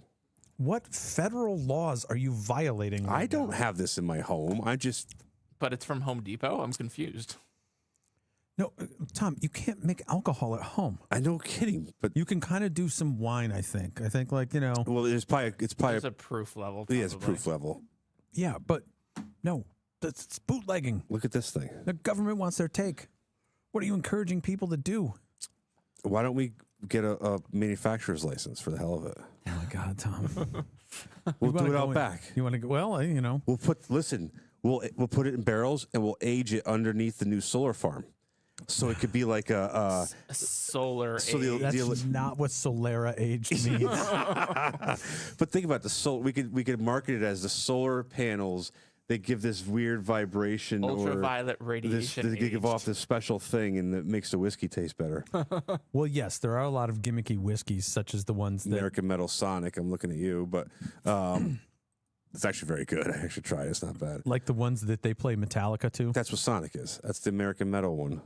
Let me Google. I thought that was Blackened. Sonic was their American Metal is the brand. Okay. Sonic Infusion. Here it is. So they just blast metal music at the whiskey. Yes, I believe they do. Well, you're supposed to talk to your plants. Right. That's Why the not? same concept. Signature, but disciple, motorcycle, handle. You're operating under the assumption that the whiskey's alive. A speaker is submerged Isn't it, Ryan? inside the Isn't it? barrel. The sound vibrations push the whiskey in and out of the new American oak barrel from the inside, amplifying the smooth taste. It of full seems a little gimmicky to me. I had it. It's good, but it's not like It's an interesting concept, if nothing else. right. How is it that the whiskey with no gimmicks is the best whiskey? Jefferson's Ocean. Some of those are really, really good. Your redemptions are coming up soon. Oh, what are they? priced Tropics. Jefferson Ocean at? Oh, Tropics. we is talked my it up, and now favorite. the prices are all up higher. Yeah, I know. I see that. Why don't you go to the bathroom? Yeah. Why don't you get out of here, Tom, and stop breaking the laws? I'm not breaking the laws. law. Breaking the law. Suggesting that we should. And the River Roots is coming up. I know nothing about River Roots, Vinny. Did you do any research? No, this is like the first one we ever had, and then they came in. Like, we got quite a few. Yeah. This one auction, just they magically appeared on our doorstep. Well, I'd like to pretend that I already know something, so I'll just go to the company's website. You want to buy me the Did the wine Mecha auction finish? Godzilla for science? How much is Mecha Godzilla? I don't know. That's the $1 million question. Isn't Oh, it? the wine auction finished, guys, by the way. Already? That was tight. Can I just say how pleasant Arun was? Oh, yeah. Great guess, What a huh? lovely Very nice person. guy. I was happy when I met him in the store and just got to know him. And then he just, talked to him a few times. He's like, "Why don't you come out to the house? I want to show you my collection." And we looked through the collection. And we had a couple of pours, something great. He opened a crazy cognac or something. It was awesome. they're going off 425. River Roots. The dream of a boutique whiskey establishment began with Ryan Lintz and Tom Gay sipping bourbon in the backyard. Tom Gray, sorry, not Gay. We love you just the same. They met through the Cleveland Bourbon Club, came investigating how it would be a reality. Celebrity chef Michael Simon, and created by a group of people who are passionate and knowledgeable about whiskey. Okay. They select every barrel. So they're a barrel company. So they're not distilling at all. Who's this? River Roots. So then, what the hell is the single barrel select going to be for a So store? they're sourcing a barrel, Let me- and it could be any kind of whiskey for that matter. It doesn't necessarily have to be bourbon. And let's see what kind of spirits that they offer. Single barrels. No mixing, no blending, et cetera, et cetera. Then they I have do a small topic batch. for later. Craft distilleries. You know of any good ones that are really good? Like Old Carter is probably the only one that you could probably call that. Were they distilling? Yeah, that's their own distillate, I'm pretty sure. No, I thought Old Carter was all sourced. No, it was the husband and wife, and they recently divorced, remember? Yep, pretty sure that they were distilling, but not in the beginning. Right. Well, right. So we can, you know what, go do your research while you're on the toilet. That's where I get most of my text messages from you anyway. Like, where's Tom? Oh, he's texting me, but he's on the can. Oh, it must. Well, the husband must have won it because Mark Carter is like. There's no mention of his wife anymore. Well, it went to auction. Didn't all of the Old Carter brand and stock and everything, the distillery, go to auction? I don't remember. That was a big news article. Oh, well, we could follow up on that. Mark resurrected the long dormant bourbon brand Kentucky Owl with the Deadman family. Kentucky Owl sold unexpectedly in 2017, but then Mark was so enamored with the vibrant spirit of Kentucky's whiskey that they committed to making it blah, blah, blah. Old Carter whiskey was born. So, no, they're in Louisville. I didn't realize they were in Louisville. I thought they were in somewhere in Oddball, like Pennsylvania or something. Old Carter team produces straight rise bourbons, American whiskeys. Each bottle is personally crafted by Mark. Yeah, everything they make is limited. Oh, yeah, it's very limited, Ron. So I would call that a craft distillery. I don't think they're a distillery. That's my point. Okay. It might be a company or a bottler. Bottling. Right. But you're talking about good craft distilleries. Yeah, there's a bunch of good craft distilleries, but they don't make enough product or don't have enough Old whiskey. Carter team produces straight rise bourbons and American whiskeys Produces, in locations throughout the U.S. Yeah, they produce the whiskey somewhere else. They're not distilling, Oh, all right. Never mind. as far as I can tell. So name your favorite craft distillery. I don't really have one. I really like the big distilleries. That was my point. You just hit on my That point. sounds like a whistle pig scenario. Well, my point is They source too. the craft distillery. I don't know of a craft distillery that I like. But Oh, well, Ez and I have our South Norwalk, the cinnamon whiskey. I want a real whiskey though. Yeah. Not a real whiskey, but like Not a flavored whiskey. Come on. You know we're snobby here. You guys like your These guys. yeah. You We're guys. the new guys. So Tom, you're asking a huge and broad question. Yeah. That there's no possible way for any of us to answer because I'm sure there are some good craft distilleries. There's one that I really want to try. I can tell you that. Litchfield? Don't we? Has anybody ever They're had all right. Litchfield? They're good. They're nothing. Oh, Starlight received a high acclaim, winning best craft distillery whiskey. Starlight produces some amazing barrels. I believe they've been ranked in the top lists of different reviewers. Journeyman Distillery, never heard of it. Sugarland's Distilling Company. The one that I really want to try And Garrison Brothers was called. They're calling that is Kentucky Peerless.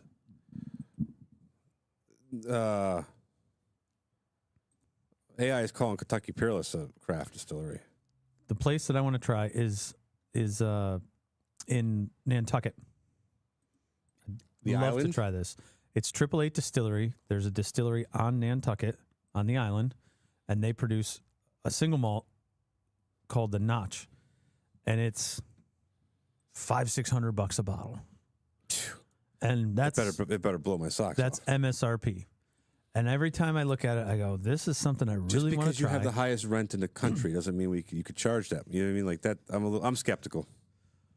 Well, that's why I want to try it because here's a 15-year-old American single malt, Whoa. retail price $500. They distilled it and they aged it for 15 years. They distilled it and they aged it for 15 years. This is their distillate. This is their aging. They just weren't making a lot because their first distillery was very small. Like I think I saw somewhere they're distilling and aging in the same building. Right. I can't imagine there's a lot of real estate available on Nantucket. Well, maybe they should partner up with a cargo ship and it could be a mobile rick house. Park it. Float it out. Yeah. Queen Mary Distillers. Well, the boat doesn't have to run. So Yeah. doesn't have to have a motor. You could just tie it up. You don't have to pay rent in the middle of the ocean. International waters Yes. where our Well, 12 whiskey miles Well, out, even- it's no even if you longer have a- Nantucket. If you have a cargo ship, Connex containers, use the Connex containers as a rick house. No, if it's not going to breathe in a Connex container. You drill holes in the side of it. Whatever. Work with me here. Get a little imagination with me here. This is what I love about drinking with Tom. But see, the beauty of Kentucky is you have all this open land and hills and grassland that you could build rick houses. You ain't got that in Nantucket. So you put it in a cargo ship, you park it in the middle of the ocean, and let it age. Yeah, but it's not Nantucket if it's in the middle of the ocean. Well, not the ocean, but Long Island Sound, Atlantic, somewhere nearby. Can you imagine what would happen if there was a cargo ship full of aging whiskey in Long Island Sound? Yeah, Connecticut and New York be pissed because they Probably can't is. tax it. Well, first of all, I think there's a straight dividing line right down the Long Island Sound. You're in one state or Well, the hold other. it, they tax it when they make it. So Well, I think they tax. I don't know about Connecticut or New York, but Connecticut- barrels generally get taxed while they're aging too. I think they tax it upon Kentucky, they do. production. It's in anyway. So Listen, you know how fast somebody would be out there ripping off that? You're that close to New York, Bridgeport. You know, you can have a container ship full High of whiskey. seas piracy, you can't. but with booze. But it's no. It's not a couple of idiots from the ghetto are not going to just walk up on the boat and grab barrels. He always goes right for the ghetto. No, it's fishermen. There's a whole bunch of guys out there drinking and trying to catch stripers. They're just going to hop on a ship and grab them can't- off. You got to guard the thing. How are you going to hop onto a cargo ship? You know what? The pirates do it all the time in Somalia, and they have I am the captain. yeah. Really underestimating Bridgeport. They'll steal copper from anywhere. I know. That's what I'm talking about. Let's rethink this, Tom. Mm-hmm. I think you need a new business plan for your distillery, which you would be opening in the middle of a whiskey glut. Well, now's the time to age it, so you can buy barrels cheap. Oh, there you go. So you don't even want to produce it. You just want to buy barrels now of new make. I don't know, Ryan. I have no idea what I'm talking about right now. We could tell. I'm just spitballing here. Okay. We're coming up on hour 3, so we don't have to go forever. Let's take a look at the auction, and if you want to Practically at wrap the it up, end, anyway. yeah. Let's see where we're at. You taking a break, Tom? Yeah, I gotta use the little boy's room. We're at lot 659, Russell's Reserve 15-year, closing at 5.5. Make sure you don't have your mic on. I don't have it on. Nope. Thank Yeah, God. we're not wireless micing him this time. Another Russell's Reserve 15 closing at 600. And then we have a little private label, Lock and Key, Camp Killer. And then randomly, there's a Wild Turkey Kentucky Spirit sitting in the middle of the Russell's Reserve. That's a strange sequence for that one. And then What the hell happened there? Russell's Reserve single. That was me. It was my fault. Russell's Reserve single Rickhouse Camp Nelson F at 550. Now, those single Rickhouses are delicious. I've tried one before. I have one sitting on my shelf. I really want to open it. And every time I pick it up, I go, as soon as I open it, it's worth less. Right? That's the real crux. That's the real tough problem. You know, I was going to comment. I just circled back when we were talking about Bardstown to the Live, Laugh, Chug, and it tastes different every time. Really? Every time I've had it. So yeah, hold that up to the camera and we'll explain what it is. This is Nick Conti's pick that Tom and I went down and helped with. I say helped, but had fun in the Rick House in the bar. Drank. trying it. And that, you're saying it's different again? Yeah. Really? It's more smoky this time. There's no smoke in it. Got me. Okay. I don't know what to tell you. It's more fiery this time. Maybe somebody went out back and smoked a cigarette while they were holding the bottle. Oh, cool. And they threw a cigarette butt in here. We're going to get Tom really going when he comes back. I'm going to break out the Willett Family Estate 133 proof bourbon. He won't be able to resist it when he comes back. Also, some Sam Adams Triple Bock closing. That's a blast from the past. 1994. Good wax tops on Tom. them. That's not me. It's not me. It is. It's Tom's phone, not on vibrate. Okay. Well, we can't answer the phone and do the show at the same time. And Sazerac, stuff our 18 faces off years screen. coming up. Bunch of Shanks. Get in on that Shanks, guys.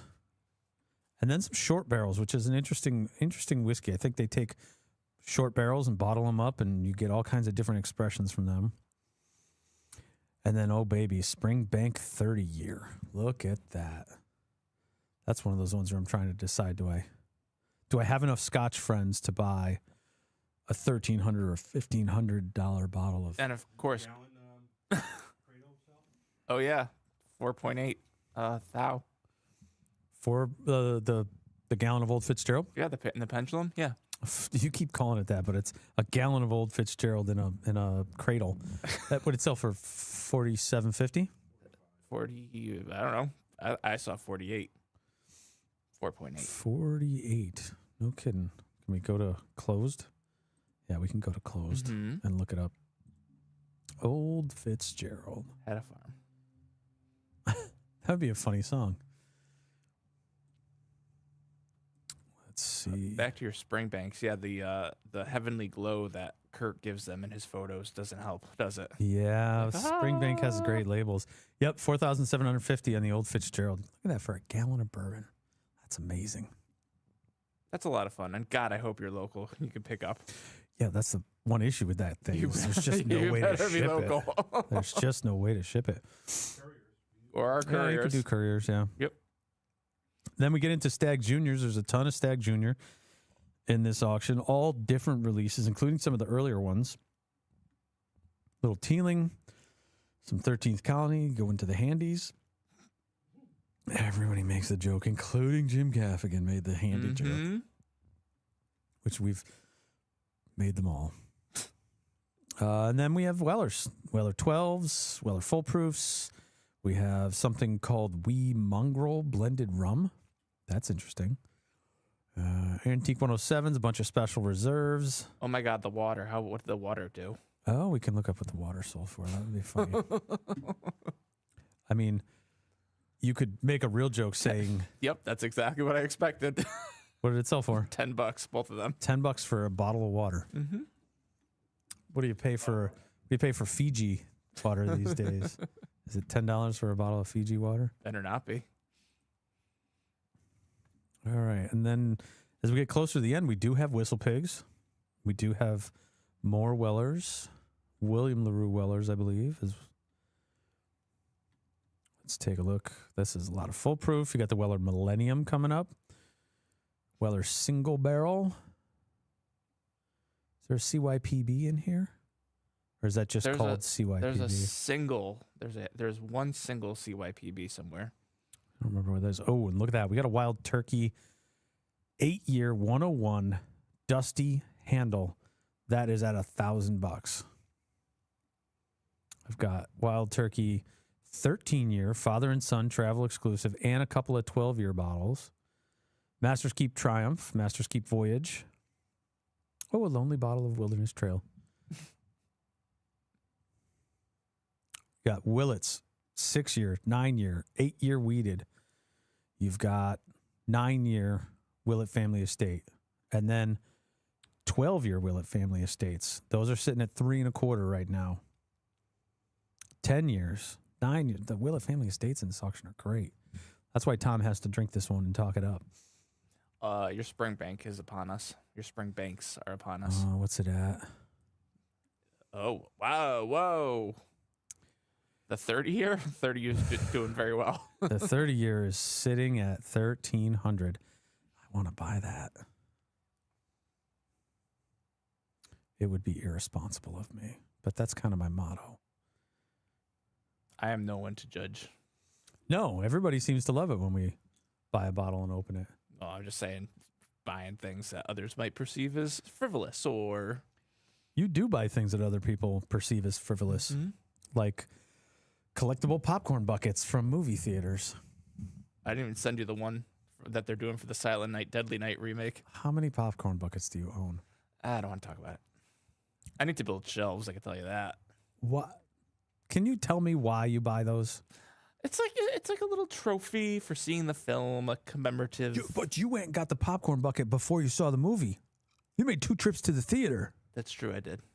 You're right. So help me out. Well, you have to, because otherwise they're going to be gone. So that's what it is for you. It's a trophy. Yeah, the whatchamacallits, the resellers are out in full force on those things. You told me they sell for more on eBay. Yeah, remember we were looking it up. It was double whatever the last one I got was. I suppose people think us collecting whiskey is a frivolous hobby, so. Whistle Pig the Beholden. You got a 21-year Beholden coming up. But what a delicious frivolous hobby. Boss Hog 10, Boss Hog 4. The Big Shebang. That one's coming up. Some Widow Janes. Whatever happened to Baby Jane? Tom's like going full Mexican over there. Eating tacos, burritos. Okay. Less than 200 lots to go. I have to say, good auction, guys. Definitely fun. There's a lot of like interesting stuff in this one. Not that we don't always, but there was a like exceptional amount of weirdos. Weirdo bottles. Yeah, well, it's whatever comes through the door. It's not like we curate this auction. I've had that discussion with people a number of times where they go, "Wow, I can't believe that you decided to hold an auction and put that bottle in, or put this bottle next to that bottle." And I'm like, "This is stream of consciousness here. We got a call. This person brought 12 bottles. That person brought in 150 bottles." But that mix is nice because then you get the accessible ones, like, or say your distribution networks don't cover whatever you want, and then you can come get it from us. Or what you can do is you can come to the auction and you can bid on the terms and conditions on lot number 0 and spend $100 on it. Somebody did buy that for $100. It's not a thing. We have to print out a piece of paper. We did it last with the time. terms and conditions on it and sent it to him. And here's the thing. What did he pay last time? Was it $20 or something like that? Yeah, this one was... Bid $20, won the terms and conditions in the auction, which is a blank placeholder lot at the start of the sale.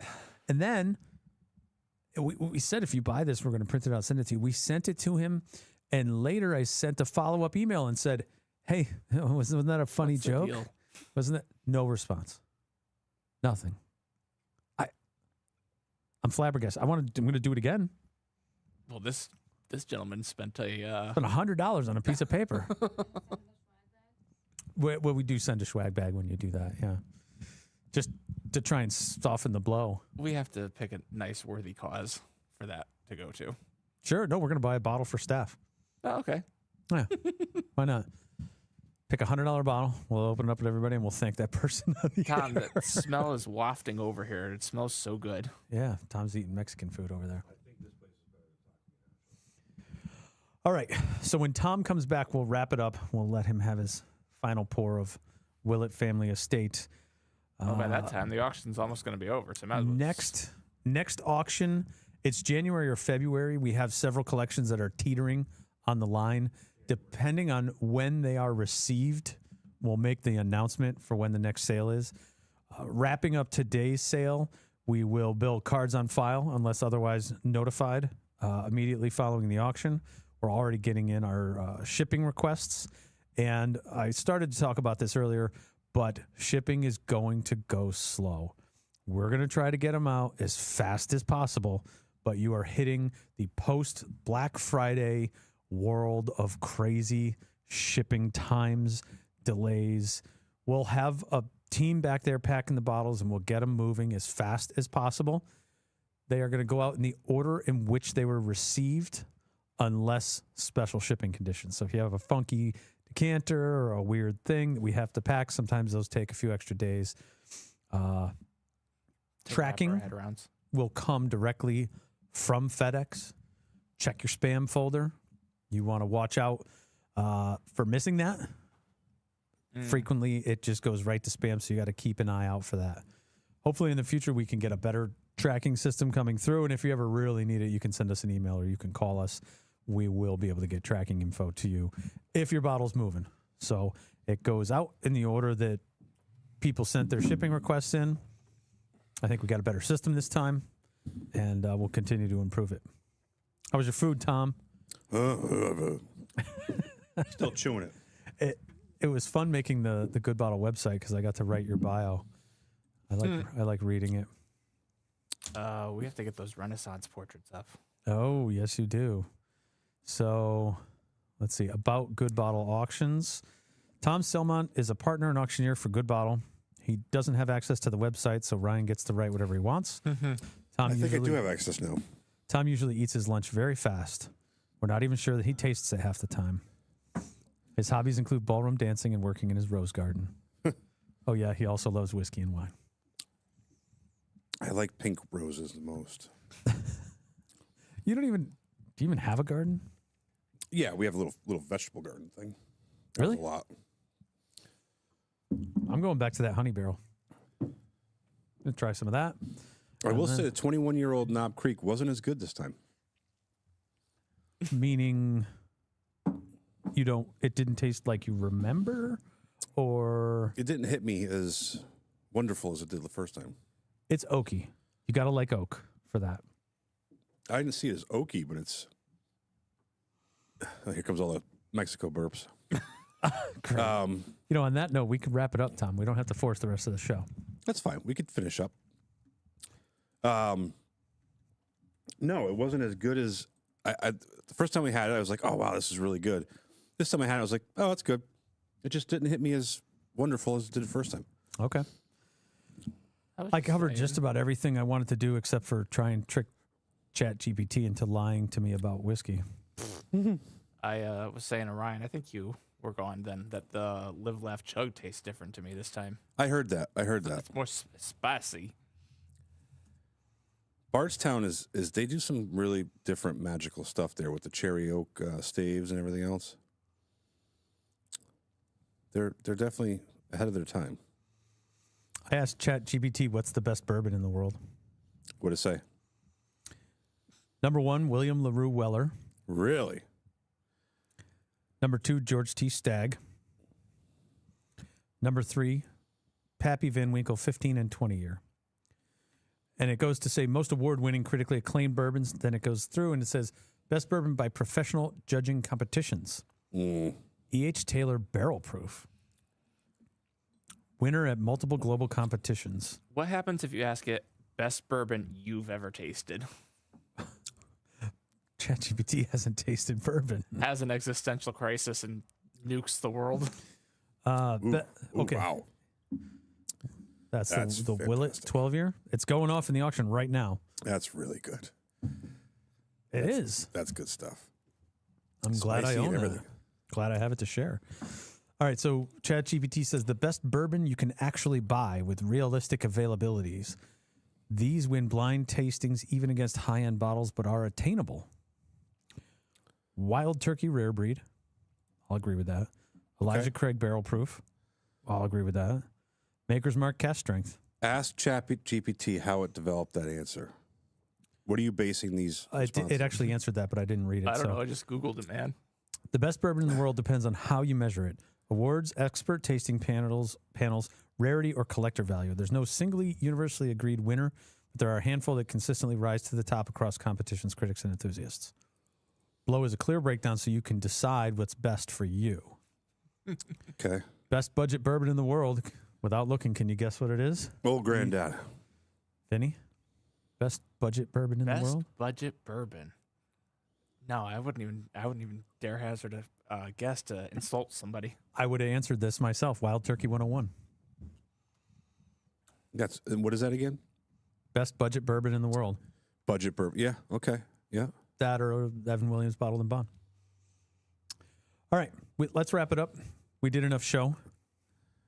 We went 3 hours plus. Great guest. Nice job, Vinny. Thank you. Ezzy, thank you for monitoring all 4 chats that we had. Tom, anything to add? Thank you, everybody. Thank you. Great show. Good Good whiskey, good food. You guys didn't need any food, but Oh, but we'll be here on the 19th. Hopefully, everybody who won the tickets will make it. yes. Hopefully, Chris Perugini won't blow us off. Yeah, we'll put some pressure on him. Yeah, I mean, he's going to get to taste the whiskey with everybody. Well, so. that's right. Yeah, he's got some buy-in. He's gonna incentive. And that's great. Awesome. Have a great holiday season. We'll be back Friday. Friday with happy hour. Yeah. Well, yeah, we will be back before then, but we won't be back with an auction before next year. No? Oh, that's right. January 4th, I'm pretty sure is going to happen. Peace out, everybody. Later. Adios.